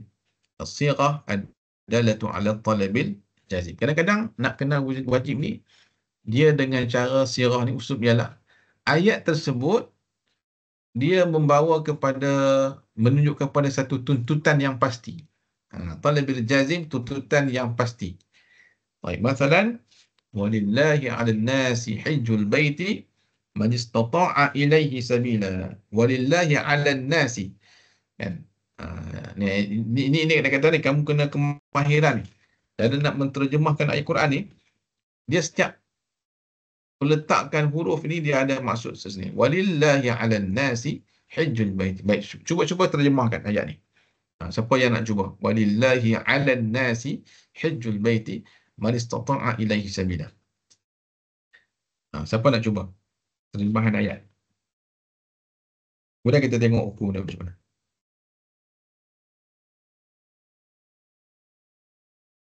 Terjemahan bahasa Melayu tak apa. Saya nak cuba dengar kamu punya terjemahan.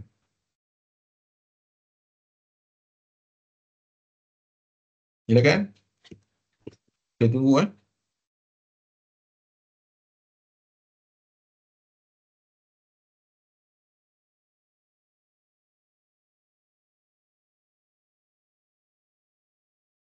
Ada?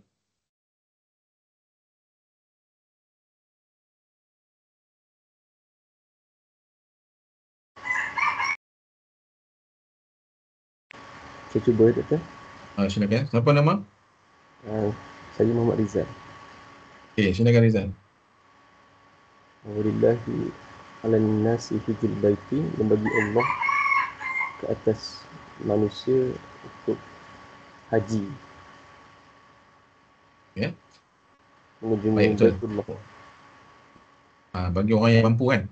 Walillahi 'alan nasi, bagi Allah ke atas manusia. Hajjul baiti, mengerjakan haji bagi siapa yang mampu. Baik. Dalam ayat ni, kalau secara zahirnya la najid kalimah wajib. Alaysa kadzalik? Walakin limadha ulama yaqul bi anna hukmu ada'il haji wajib bagi orang yang mampu, kan? Kerana sirah adallatu ala talabil jazim. Sirah ini menunjukkan kepada satu tuntutan yang pasti, kan? Jadi hajjul bait ini Allah suruh buat, laksanakan, tuntutan yang pasti. Jadi walaupun kita kata tidak ada fi'il amar, tidak ada fi'il mudhari', tapi satu lagi sirah ni, sirah bila satu tuntutan tu, maka kita katakan wujubul haji 'alal mustati'. Wujubul haji, wujub adaul haji 'alal mustati'. Kan? Orang yang mampu dah cukup duit, dia wajib mengerjakan haji, kan? Ala tarahi. Kan haji ni dia tak macam sembahyang. Sembahyang wajib sembahyang waktu tu juga. Tapi haji ni ala tarahi ni maksudnya dia boleh ditangguhkan. Kalau tahun ni dapat panggilan haji, dia mampu dah. Tiba-tiba cek-cek, kan, buat kita kata apa ni, buat apa, periksa kesihatan, kita tengok ada penyakit kronik, si manis dan sebagainya, ataupun kita penyakit kronik lah yang perlukan kepada rawat dulu. Jadi dia boleh tangguhkan dulu, ya, kewajipan tu pada tahun depan. Tu nampak tak? Alat tarakhi tu, haji ni boleh ditangguhkan. Tak ada masalah. Tapi dia masih lagi wajib lah. Okey. Boleh nampak lah? Okey. Hadihi hiya thalatha sirah tadullu ala wujub. طيب إذن فعل يعني حكم الواجب فاعله يثاب وتاركه يعاقب ويكفر منكره. Orang yang mengingkari wajib maka hukumnya ialah kufur. Baik. Jadi saya nak minta kamu cari, kita ambil masa 5 minit ke 10 minit ni untuk kamu carikan beberapa contoh fi'il amar selain daripada aqimu ni. Cuba tengok, ada lagi ayat-ayat yang ada perkataan fi'il amar. Boleh bagi contoh. Ataupun fi'il amar ke, ataupun kamu jumpa fi'il mudhari' muqtaran bil amar ke, ataupun contoh sirah adalah ala talabil jazim. Silakan. Kita buat aktiviti sikit. Okey, kalau payah nak cari, boleh buka kitab je. Ada kitab dalam kitab usul fiqh tu, dalam buka portal usul fiqh. Cuba tengok ada tak kitab itu. Kitab Dr. Abdul Faiz Zaidan. Ataupun boleh search internet pun boleh.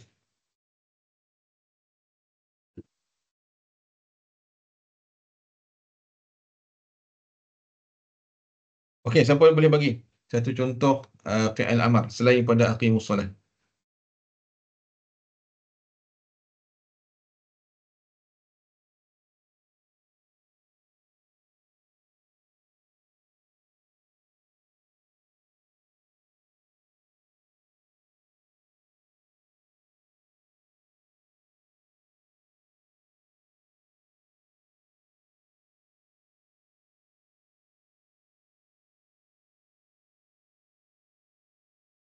Okey, cari-cari ya. Jangan duduk saja. Kamu cari, boleh cari. Kalau tak ada kitab, boleh cari search internet. Al-amthilah ala al-wujub fil Quran. Carilah, boleh bagilah, sebutlah contoh-contoh ayat tu. Begini kita buat latihan untuk kamu istinbat hukum.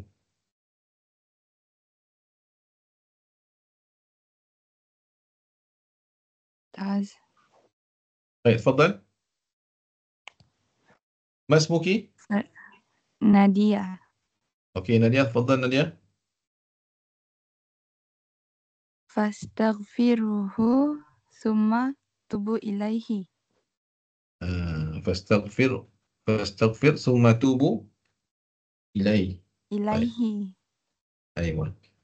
إذن ما هو الحكم المستنبط من الآية؟ Wajib. Wajib. Cuba sebut secara penuh. Wajib apa? Wajib memohon ampun Hmm. kepadanya. Kemudian Okey, buat bertaubatlah dalam kepada. ayat dalam bahasa Arab. Ayat dalam bahasa Arab. Hmm.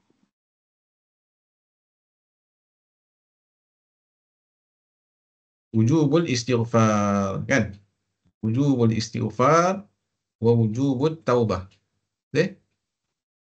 Istighfar. Wujubul istighfar wa wujubul istighfar bisabab bisighatin amri wa hiya istaghfiru, wa wujubut taubah bisighatil amri wa hiya tubu.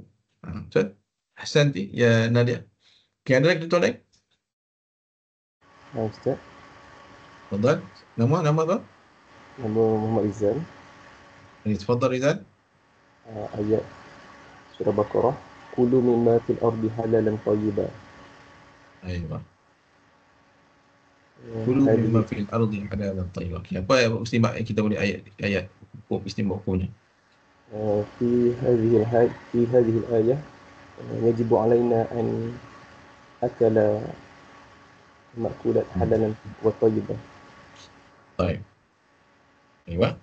Adapun ayat simple ialah istadallat al-ayah ala wujubil akli al-halal. Wujubil akli wujubul akli al-halal. Apa boleh juga. Kan? Bisighatin amar. Wahia, apa fi'il amarnya? Kulu. Kulu. Okey. Okey, bagus. Okey, contoh lain ada lagi?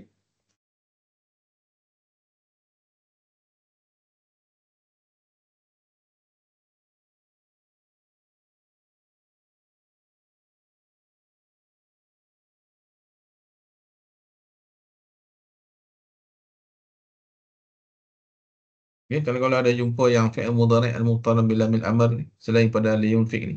Ada lagi? Apa bawah ni pun boleh.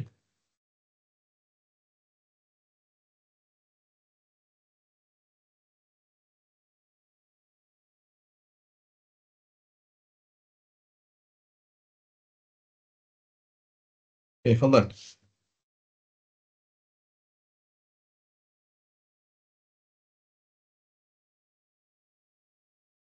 Yang lain jumpa tak? Banyak ayat-ayat Quran ni. Yang dua aja boleh. So, dalam usul fiqh ni memang kena relate dengan bahasa Arab lah. Kan? Kita sebut uslub, kita Quran ni dalam bahasa Arab. So, lepas ni ada added value bila kamu baca Quran, cuba kenal pasti juga ayat-ayat tu. Okay, ada lagi tak? Sebelum kita, kalau tak ada, saya tak tunggu lama sini. Kalau ada lagi, kita boleh dengar satu dua lagi.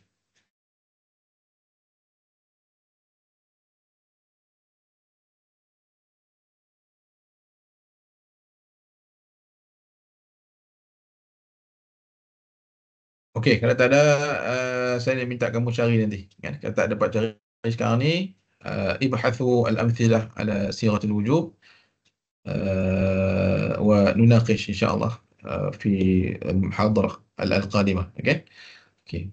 Baik. والآن baik, aqsamul wajib. Kan? Aqsamul wajib ni. Kita dah ingat wajib satu je. Rupanya ada aqsam. Dia ada jenis-jenis wajib ni. Baik. Idzan aqsamul wajib tanqasim ila arba'at aqsam. Waqtul ada wajib binisbah ila waqtil ada. Dari segi waktu untuk kita tunaikan, wajib dari segi waktu kita tunaikan. Wal wujub atau al wajib min haitsu taqdir min asy-syari'. Dari segi apa ni, jumlahnya, takdir min asy-syari'. Penentuan jumlahnya daripada syari' Allah Subhanahu wa taala. Thalithan, al-wajib min haitsu ta'ayyan al-matlub bihi. Dari segi tuntutan tersebut sama ada ditentukan ataupun tidak. Wa thalithan wa rabi'an min haitsu al-mulzim bi fi'lihi. Dari segi kewajipan untuk melaksanakan itu. Okay, baik. Nanti awalan ila al-qism al-awwal, wajib min haitsul ada, dari segi waktu untuk kita melaksanakan sesuatu perkara itu. Min haitsu bin nazar ila waqti adaihi. Fa yanqasim ila qismain. Dari segi waktunya ada wajib mutlak, wajib muqayyad. Ya, wajib mutlak, muqayyad. Macam mana ni? Wajib mutlak, wajib muqayyad. Baik sini ya. Ini pembahagian secara umum. Al-wajib bi'atibari waqti al-ada. Baik, apa makna? Ma talaba syari' fi'lahu wa lam yuqayyil al-ada biwaqtin muayyan wala ithma fi at-ta'khir. Dari segi waktu menunaikan kewajipan tersebut, ada yang mutlak, ada yang muqayyad. Mutlak ni maksudnya ialah apabila Allah Ta'ala mewajibkan sesuatu, tidak maknanya waktu, dari segi waktu menunaikan yang wajib itu, dia tidak dikaitkan dengan mana-mana waktu. Maknanya waktunya mutlak. Kan? Tidak ada kita kata tidak ada dikaitkan dengan mana-mana waktu yang khusus. Kan? Contoh macam mana? Makna macam ni ya, falil mukallaf an yaf'alahu fi ayyi waqtin sya'a. Benda tu wajib, tapi mukallaf ni boleh lakukan kewajipan tersebut pada waktu yang pada waktu yang disuka. Kan? Wa tabra' zimmatuhu bi hadzal ada. Kan? Maknanya luaslah. Dari segi waktu dia nak lakukan itu, dia mutlak. Dia boleh pilih nak buat bila. Nak boleh buat dahulu boleh, dan kemudian kan pun boleh. Kan? Dan tidak berdosa kalau mentakhirkan benda tersebut. Walakinna yanbaghi lahu al-mubadarah ila al-ada. Tapi yang lebih bagus ialah apabila dia bersegera, mubadarah, bersegera melaksanakan kewajipan tersebut. Contohnya apa? Wajib mutlak contohnya ialah qada'u Ramadan liman aftara bi'uzrin masyru'. Qada' Ramadan, menggantikan puasa bulan Ramadan bi'uzrin masyru'. Contoh orang perempuan lah, kan, dengan ada uzur syar'i. Falahu an yaqdiyahu mata sya'a. Dia boleh diqadakan. Benda tu kena qada, wajib qada. Tapi ada masa setahun untuk qada sebelum datang Ramadan yang akan datang. Kan? Duna taqayyudin bi'amin makhsus ala ma zahaba ilaihi fariq min al-fuqaha. Jadi mana tidak ada waktu yang khusus, maknanya tak macam Ramadan. Maksudnya dia boleh qada puasa ni boleh dilaksanakan sepanjang tahun sampailah sebelum datang Ramadan yang akan datang. Itu masuk mutlak. Kan, nampak tak? Boleh takhirkan, boleh cepatkan. Tapi al-mubadarah ilaihi afdal. Bersegera menunaikan atau mengqadakan puasa wajib itu adalah lebih utama. Tapi nak takhirkan hujung-hujung pun boleh. Tapi kalau langgar pada Ramadan yang berikutnya, kena kafarah lah. Okay, boleh. Itu adalah kita waktu min haitsul ada, wajib mutlak. Dari segi waktunya mutlak. Kan, boleh ditangguhkan. Okey. Thaniyan muqayyad, wajib muqayyad. Wajib muqayyad yakni ma talaba syari'u fi'lahu wa yuqayyidu al-ada' bi waqtin muayyan. Sesuatu yang Allah perintahkan untuk laksanakan, tetapi diikat ataupun dikaitkan tuntutan tersebut dengan waktu yang tertentu. Itu wajib muqayyad. Maksudnya dia ada waktu yang muhaddad, Kan? Baik, contohnya ialah kan? Contohnya ialah salawatul khams. Salawatul khams. Nahnu nuaddi salat az-zuhr fi waqti zuhr ba'da dukhul waqti as-salah hatta qabla al-'asri. Kan? Dia waktu dia muqayyad tertentu. Subuh kan? Ba'da tulu'il fajri hatta tatlu' asy-syams. Kan? Itu waktu subuh. Waktu maghrib pun ada waktu dia. Isyak pun ada waktu sampailah tulu'il fajri. Itu kita muqayyad. Muqayyad dengan waktu tertentu.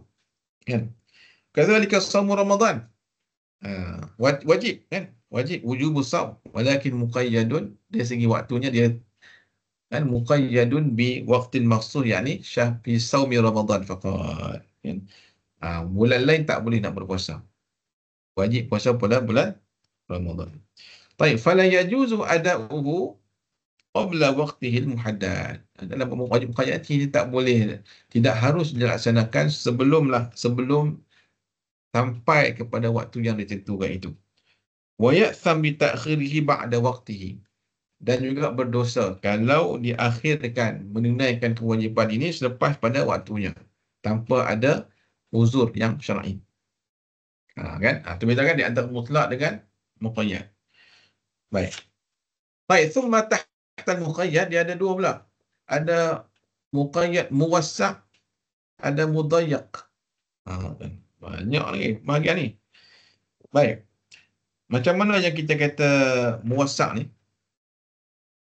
Muwassa' ni maksudnya dari segi waktunya dia luas sikit. Dia luas. Mudayyak ni sempit. Kan? Sempit. Dia terhad. Muwassa' ialah dia waktunya, walaupun kita kata waktunya dia ada kita batasnya, tapi muwassa', tapi ada keluasan. Baik, contohnya macam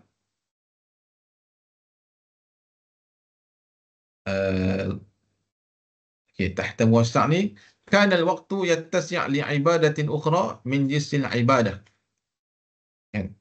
Muqayyad muwassa'. Waktunya itu yattasi' li ibadatin ukhra min jinsil ibadah. Dia luas ni dari segi boleh laksanakan juga ibadat lain pada waktu tersebut. Kan? Contohnya kita waktu solatul zuhri. Dalam waktu zuhur tu, kan? Waktu zuhur tu memang muqayyad lah. Muqayyad kerana dia ada waktu yang tertentu. Tapi muwassa' dari sudut pelaksanaan ibadah. Baik, kita dalam waktu zuhur ni contohnya nuaddi solatul ada. Kan? Al-ada fi'al wajib fi waqti al-muqaddar lahu syar'an. Kita tunaikan solat zuhur. Boleh. Kemudian i'adah. I'adah ni fi'al wajib thaniyan fil waqti. Mungkin i'adah ni ialah hukum i'adah ni kita mengulang balik solat. Boleh tak mengulang balik solat zuhur? Saya nak soalan. Boleh tak solat zuhur ni diulang 2 kali? Kita dah sembahyang solat zuhur, kemudian nak ulang balik sembahyang solat zuhur. Boleh tak? Boleh Ustaz. Okey, apakah keadaan yang bolehkan kita i'adatu salatul zuhri? Apa keadaan sebutkan? Orang tu dibenarkan untuk i'adah solat. Untuk dia ulang balik solat. Dalam keadaan apa? Untuk berjemaah juga. Sebutkan jelas. Macam mana tu? Orang macam mana? Contohnya kalau kita pergi pada orang. Tak dengar suara. Okey. Dengar tak Ustaz? Salatul munfarid. Salatul munfarid contohnya. Salatul munfarid, orang yang telah pun tunaikan solat zuhur secara berseorangan. Salatul munfarid fi baitihi thumma jaa ila al-masjid wa ra'a jama'atun minal jama'atun minal musallin yusalluna az-zuhra. Kan dia sembahyanglah kat rumah. Kita bukan sembahyang kat asrama kan. Kemudian pergi ke masjid, tengok ada orang sembahyang berjemaah sembahyang zuhur. Maka boleh diiadahkan, boleh diulang balik solat zuhur yang kita buat tadi walaupun dah sembahyang, tapi kita sembahyang seorang diri. Kerana ada fadilat berjemaah. Boleh iadah. Dan juga waktu zuhur ni muassak dari segi boleh qada juga. Kan? Segi mana waktu kita contohnya kita terlepas sembahyang subuh ataupun sembahyang subuh kita tengok ada mungkin tak sedar ada najis, mai tu kena qada balik. Kan? So qada lah sembahyang subuh tadi dalam waktu zuhur. Kan? Jadi apabila ada banyak bentuk yani adadun minal ibadat yuadda fi hadzal waqti, jadi muassak. Muqayyad di segi waktunya, tapi muassak ni kerana boleh dilaksanakan beberapa bentuk ibadat lain dalam waktu tersebut. Okey, kemudian muassak. Baik, thumma mudayyak. Mudayyak ni sempit. Muqayyad ni ialah dia terhad. Muqayyad terhad, mudayyak sempit. Baik. Kana al-waqtu la yattasi' li ibadatin ukhra min jinsil ibadah. Waktu tersebut tidak boleh dilaksanakan ibadat lain daripada jenis yang sama. Contohnya, masalan, syahrul Ramadan li saumi Ramadan. La nastati' an nasuma siyam tatawwu'. Ramadan, dia muqayyad kerana bulan Ramadan je. Tapi mudayyak, kenapa mudayyak? Nasum Ramadan faqat. La nasum ithnain, kata. Masalan, yaumul ithnain wa yaum Ramadan. Nahnu nasum Ramadan wa nanwi aidan siyamul sunnah. Siyamul ithnain. Yaumul ithnain. Tidak diharuskan. Jadi Ramadan ni hanya khusus untuk bulan Ramadan, hanya boleh laksanakan satu bentuk puasa sahaja, iaitu puasa Ramadan. Sebab itu namanya mudayyak, sempit dari segi dia boleh laksanakan satu ibadat saja, tapi muqayyad, dia terhad dari segi apa? Dari segi waktunya. Boleh? Okey, sekarang ni saya buka. Kalau siapa yang tak faham, silakan tanya.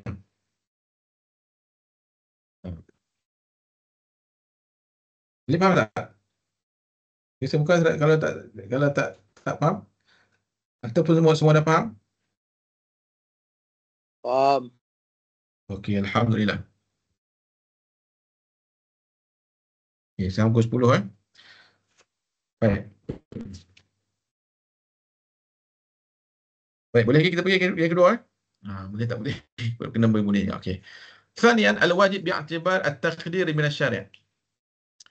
Baik, wajib yang berkaitan dengan ada ketentuan, ada kadar yang Allah tentukan. Okay. Al-wajib bi'atibar taqdir min asy-syari'. Ada kadar yang tertentu. Baik, idza wajib muhaddad, wajib ghair muhaddad. Wajib muhaddad, wajib yang ditentukan kadarnya.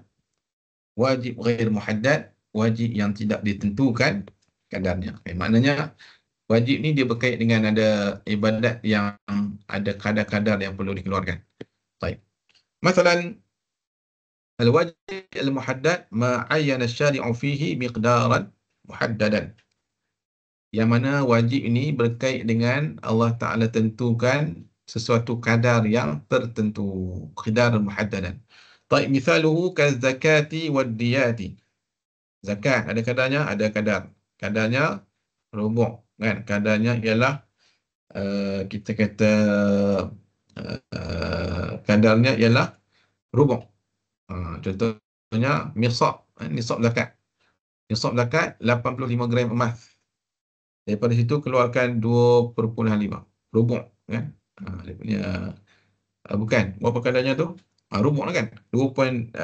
Daripada 2.5% daripada keseluruhan nilai nisab tersebut. Kan? Zakat. Wa kadzalika ad-diyat. Diyat pun dia ada kadarnya. Berapa bila bunuh sengaja tak sengaja ni, berapa kadar diyat yang perlu dekat asmatul al-mushtariyat wal mabi'at. Kan? Yang berkaitan dengan angka-angka ni, dia maka berkait dengan disebut sebagai wajib muhaddad. Baik. Wa yata'allaqu bi-dhimmati wa tasihhu mutalabah bihi min ghairi tawaqqufin 'ala qada' aw taradin. Baik, jadi maksudnya ialah setiap mukallaf ni dia tertakluk kepada kewajipan ini. Contohnya zakat fitrah kita keluarkan ni. Zakat fitrah ni berapa kadarnya? 2.6 kilogram beras. Sekarang ni orang tak keluar beras lah, orang keluar dalam bentuk mata wang. Ada yang RM7, ada yang RM12, ada yang RM22. Mengikut kadar beras yang dimakan. Jenis beras yang dimakan. Baik, RM7 tu ialah kadar 2 sok Kan? So' kan so', orang Kedah bukan so' tu, bukan so' tu. So'in. Segantang beras yang bersamaan dengan 2.2 kilo, 5 ke 26 kilo. Jadi kadar tu ditukarkan dalam bentuk wang RM7. Ada orang makan beras tempatan. Ada orang makan beras import. Ada orang makan beras tempatan tapi bubuhkan tempek dengan plastik beras import. Itu penting. Okey, tapi kadar, disebut kadar ni dia wajib muhaddad. Baik. La tabra' dhimmatul mukallaf illa bi'adaihi ala wajhil masyru'. Maksudnya ialah la tabra' dhimmatul mukallaf. Tanggungjawab kita masih lagi tidak bebas, tidak lagi terlepas selagi mana kita tak keluarkan mengikut kadar yang telah ditetapkan. Contohnya keluarkan zakat. Patutnya 2.5% daripada jumlah tu, daripada jumlah nisab, jumlah zakat, jumlah harta tu, kita hanya keluarkan 2% saja. Masih lagi tidak, dia masih tergantung lagi kewajipan. Kena keluarkan juga 2.5%. Baik. Hadha mithal ala wajib muhaddad. Baik, wajib ghair muhaddad pula ialah wajib yang mana jumlahnya tidak ditentukan. Wajib ghair muhaddad. Baik, yakni ma la yu'ayyin asy-syari' fihi miqdaruhu.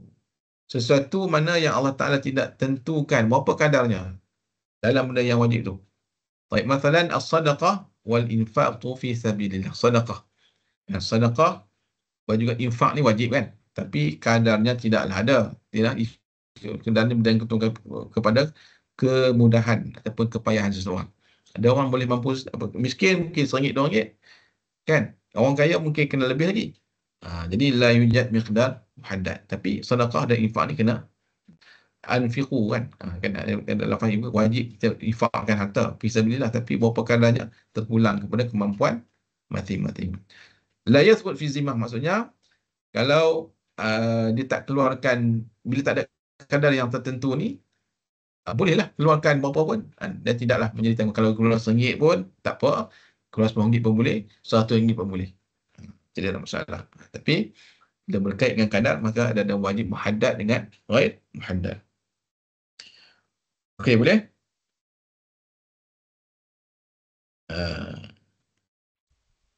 Baik, salisan. Kita habiskan yang wajib ni. Apa yang tak jelas boleh tanya.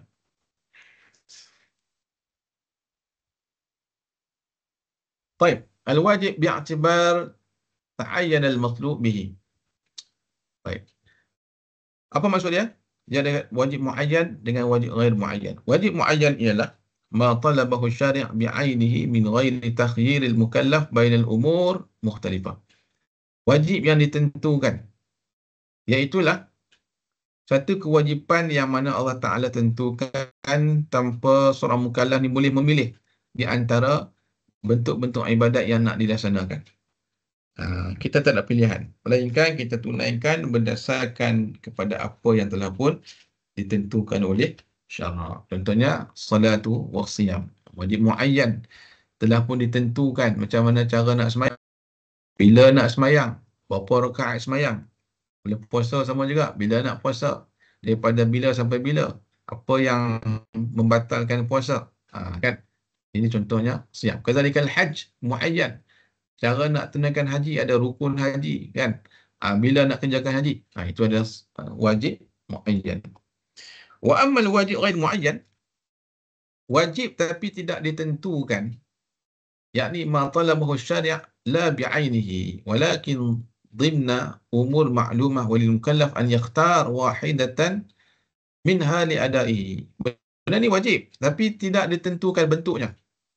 Masalan kafaratul yamin, orang yang melanggar sumpahnya wajib dia memberi makan 10 orang miskin, ataupun kiswatuhum itqu raqabah, tapi dia bagi makan apa? Terpulang.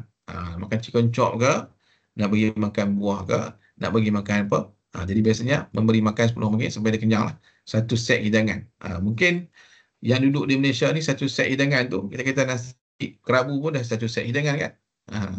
Kalau duduk di negara barat mungkin dia bagi macam makaroni ke, pasta ke, tu satu set hidangan. Yang penting 10 orang. Ini maksudnya wajib ghair muayyan. Atau kiswatu, bagi pakai apa? Mungkin di sini baju Melayu kan, ataupun keseluar dengan baju t-shirt kan. Tempat lain mungkin jubah. Itu maksudnya wajib ghair muayyan. Benda tu wajib tapi ghair muayyan, tidak ditentukan. Wadah? Baik, yang terakhir.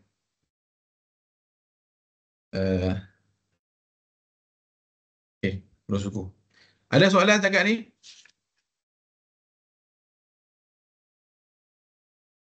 Apa duk pening lalat lagi boleh tanya Ada yang tidur lah ni?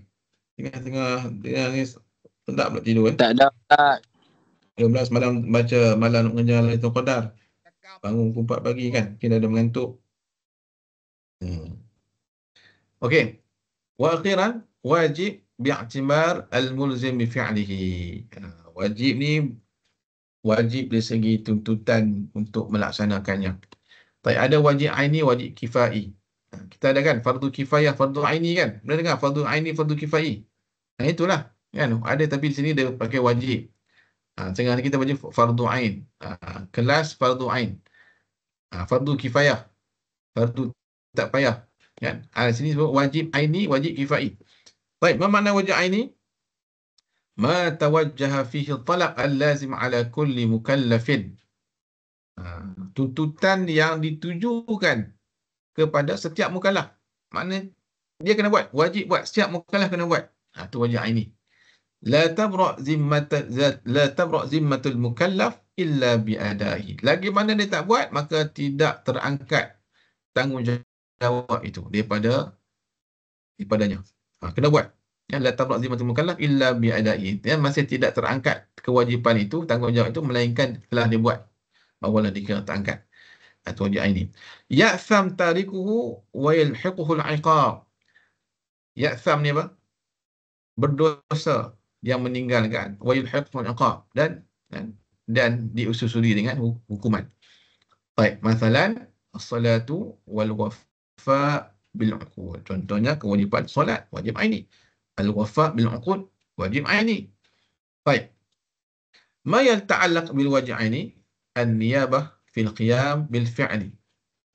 Kan maksudnya dalam wajib aini ni boleh diwakilkan. Ada juga bentuk-bentuk yang boleh diwakilkan untuk orang lain buat. Kan? Yaqbal al-niyabah, ada ibadat yang boleh diwakilkan. Contohnya kullul adaat al-maliyah. Setiap yang berkait dengan harta boleh diwakilkan. Contohnya nak bayar hutang. Kan? Boleh diwakilkan orang untuk bayar hutang. Kan? Nak buat transaksi jual beli, boleh diwakilkan orang untuk belikan bagi pihak kita. Yaqbal niyabah maksudnya boleh diwakilkan. Baik, thumma la yaqbal an-niyabah. Ada ibadat aini ni yang tidak boleh diwakilkan. Baik, masalan al-ibadat al-badaniyah, as-salati was-saumi. Kan? Solat ni tak boleh kita wakilkan hang sembahyang Ustaz. Tak larat hari ni. Hang puasa Ustaz aku tak larat hari ni, wakilkan upah kan. Satu hari puasa aku bagi hang RM100. Tak boleh. La yaqbal an-niyabah. طيب والقسم الثالث يقبل النيابة عند قيام العذر. Ada ibadat aini ini yang boleh diwakilkan apabila wujudul uzur. Baik, yani ma lahu janiban badani wa maliyin.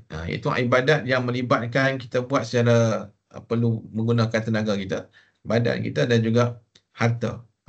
Kalau kita sembahyang ni dia melibatkan ibadat badaniah. Kan? Ibadat maliyah ni zakat. Ibadat yakni yandammu baina badani wa mali ialah ibadat haji.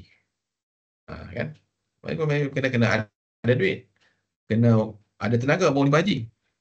Jadi yang ni boleh diniabahkan, boleh kita sebab tu kita boleh di upah haji kan. Upah haji tu, upah haji. Upah haji kena bagi upah haji kepada orang yang dah melaksanakan haji. Okay, dia ni dah buat haji, kita bagi duit ke dia, pergi laksanakan haji tahun ni. Bagi pihak kita sebab kita tak mampu. Kita tak mampu ni mungkin dah mati kan, dah meninggal. Ada mak ayah dah meninggal tapi tak sempat haji, jadi boleh buat upah badal haji. Kan? Badal haji. Okay. Baik, hada wajib aini. Baik, wasanian wajib kifai, fardu kifayah. Ma talaba syari' husulahu min jama'atil mukallafin. Allah tuntut buat sebahagian, sebilangan kita ni buat, kena buat. Idza fa'alahu al-ba'du saqata at-taklif 'ala al-baqi. Kalau sebahagian buat, gugurlah sebahagian yang lain. dosa daripada sebagian lain. Athimal jami' idza lam yaf'alhu ahadun. Tapi kalau semua tak buat, semua berdosa. Contohnya al-amru bil ma'ruf wan nahyu 'anil munkar, salatul jamaah, syiar, benda yang berbentuk syiar ni, kan? Solat jamaah, kan? Solat jenazah. Kalau tak ada orang buat, semua berdosa. Dari segi pekerjaan, kan, at-tabib tak ada langsung di negeri itu orang Islam jadi doktor, semua berdosa, kan? Itu maksud fardu kifai. Baik, wadah? Baik, kita dah habis dah. Kita selesai kat sini. Baik, الآن أفتح المجال للنقاش للسؤال قبل أن ننتهي هذا يعني المحاضرة. Ini sebab ni saya berhenti ni, sebab tajuk ni ya tajuk yang minggu yang berikutnya. Ada masa lagi, tapi saya berhenti kat fardu ni dulu. Kalau yang tak faham boleh tanya balik, atau yang nak tanya yang awal tadi pun tak ada masalah. Fadhal.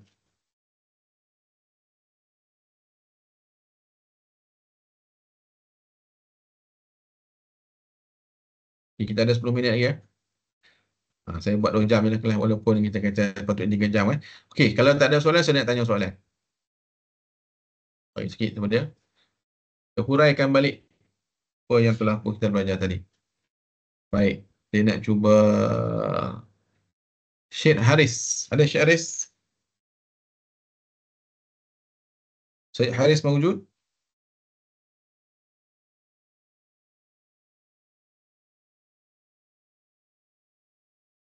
Oh, tak ada. Syed Haris ada?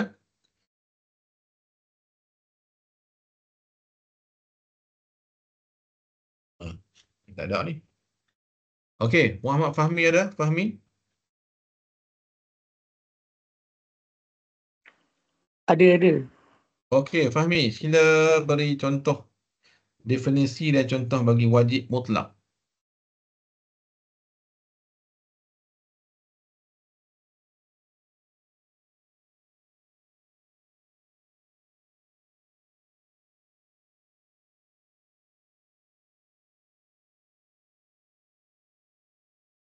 Boleh?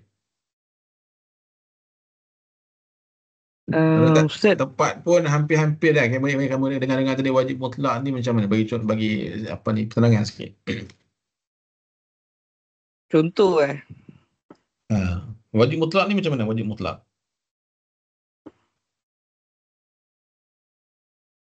Wajib.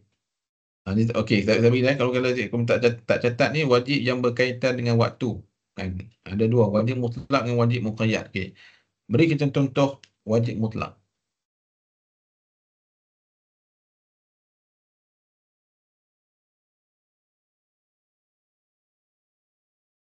Ustaz, saya tolong kawan saya boleh Ustaz? Ni okey, ni orang Kedah ni.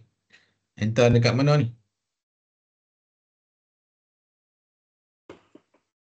Saya orang Sik. Oh, orang Sanusi dia ni. Saya anak buah Sanusi. Try. Wajib mutlak ni contoh dia macam qada puasa di bulan Ramadan Ustaz. Okey, mantap orang Sik, mantap. Betul. Kan, qada puasa bulan Ramadan. Baik, kenapa kita sebut sebagai wajib mutlak? Qada puasa tu kenapa dia wajib mutlak? Haris? Ya Ustaz.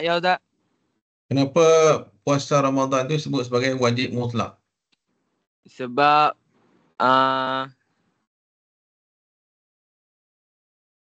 dia mengikut kemampuan dan ikut waktu. Boleh dilakukan akhir waktu tak? Ikut kemampuan. Okey, pertama kerana dia wajib dilaksanakan. Yang kedua, tidak dikaitkan dengan mana-mana waktu. Maknanya boleh diawalkan, boleh ditakhirkan. Apa pun tahniah awak Sik. Baik. Okey. Yang kedua, wajib muqayyad. Apakah wajib muqayyad dan contohnya? Saya tanya orang lain pula. Tengok perempuan pula. Puteri ada puteri. Tak ada puteri. Tak ada puteri. 3 putera aja. Nurul Natasha Hassan. Nurul Natasha Azmi. Ya Ustaz. Nurul Natasha wajib muqayyad. Wajib muqayyad ni macam waktu yang telah ditetapkan. Contohnya waktu solat. Betul. Solat 5 waktu. Lagi apa lagi?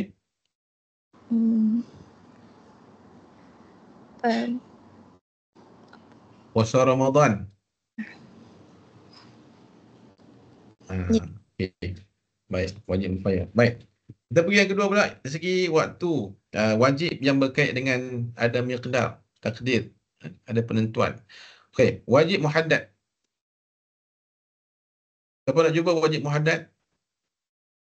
Apakah maksud wajib muhaddad dan contoh?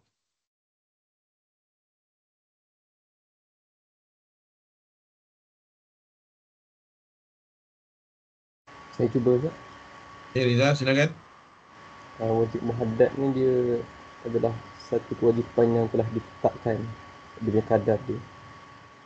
Sebagai contoh, zakat. Contohnya, okey, zakat. Okay, berapa kadar zakat? Zakat rubuk Ustaz. Rubuk. Okay, rubuk. Rubuk ialah 2.5%. Okey, nisab kan. Beza kan? Kamu belajar kan nisab dengan zakat, nisab dengan rubuk, haul. Nisab dia punya kadar minima zakat tu yang wajib zakat, kemudian kadarnya ialah yang wajib zakat tu, dan kadar wajib zakat dengan nisab zakat. Okey, betul. Kemudian wajib ghair muhaddad.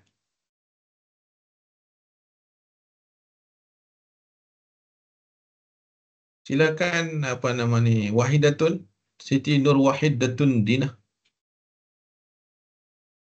Wajib ghair muhaddad. Wajib yang dia tak tentukan kadar dia. Contohnya macam infak dengan sedekah. Okey, bagus. Alhamdulillah. Okey, kita pergi yang ketiga, wajib bin nazar ila ta'ayyan al-matlub. Dia ada wajib muayyan dengan wajib ghair muayyan.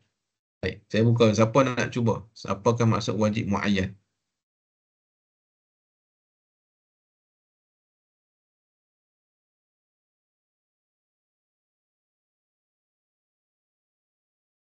Tak ada seperti nama. Muhammad Aizat Asri.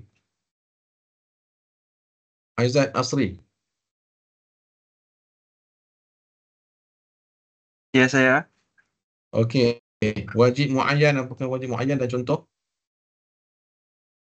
Wajib muayyan ni dia macam dia satu kewajipan ditentukan secara spesifik oleh syarak. Okey. Lepas tu dia pula tak boleh diganti dengan perkara lain. Okey. Baik, contohnya? Contoh macam puasa di bulan Ramadan. Santa. Puasa Ramadan, apa lagi? Solat, kan? Zakat, Haji. fitrah. Baik. Jadi betul lah, kan? Tapi zakat tu lebih kepada muqaddar, wajib muhaddad, ya. Yang berkaitan dengan angka dia muhaddad.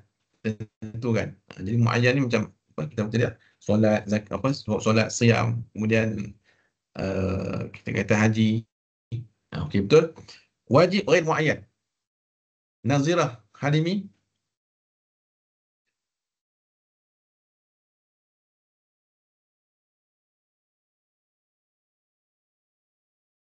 Dan Nazirah wajib ghair muayyan.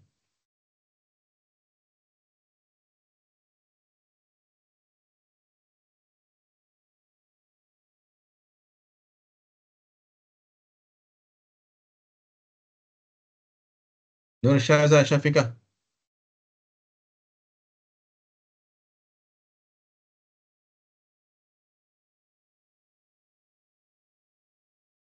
Tak ada lah. Okey, siapa nak try? Wajib ghair muayyan. Ada wajib yang ditentukan, muayyan, ghair muayyan. Apa definisi dan contoh?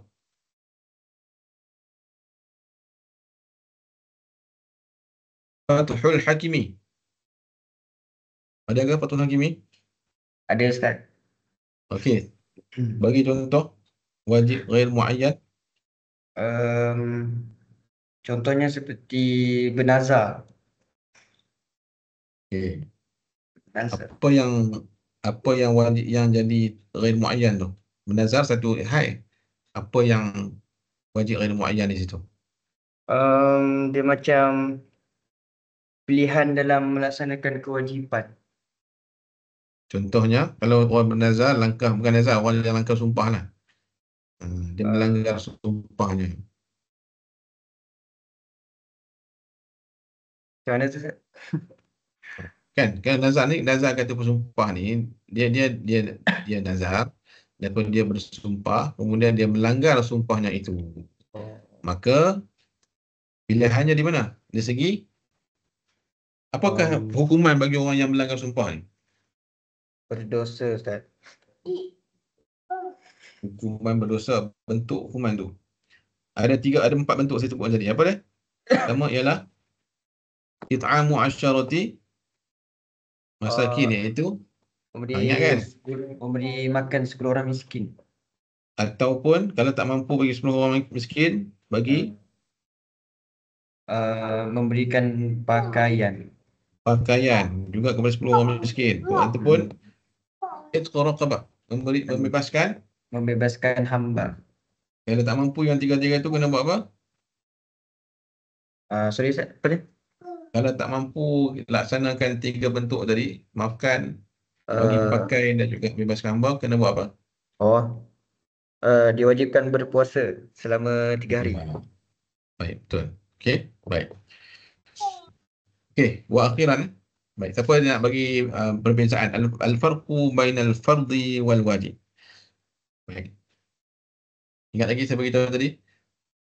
Fardu dan wajib di sisi jumhur sama ke berlainan? Sama. Baik, fardu dan wajib di sisi mazhab Hanafi. Apa yang membezakan di antara fardu dan wajib? Di andal Hanafiyah. Kami fardu di sisi Hanafi apa dia? Yang sabit dengan dalil qat'i. Yang sabit dengan dalil qat'i adalah fardu, wa ammal wajib indal Hanafiyah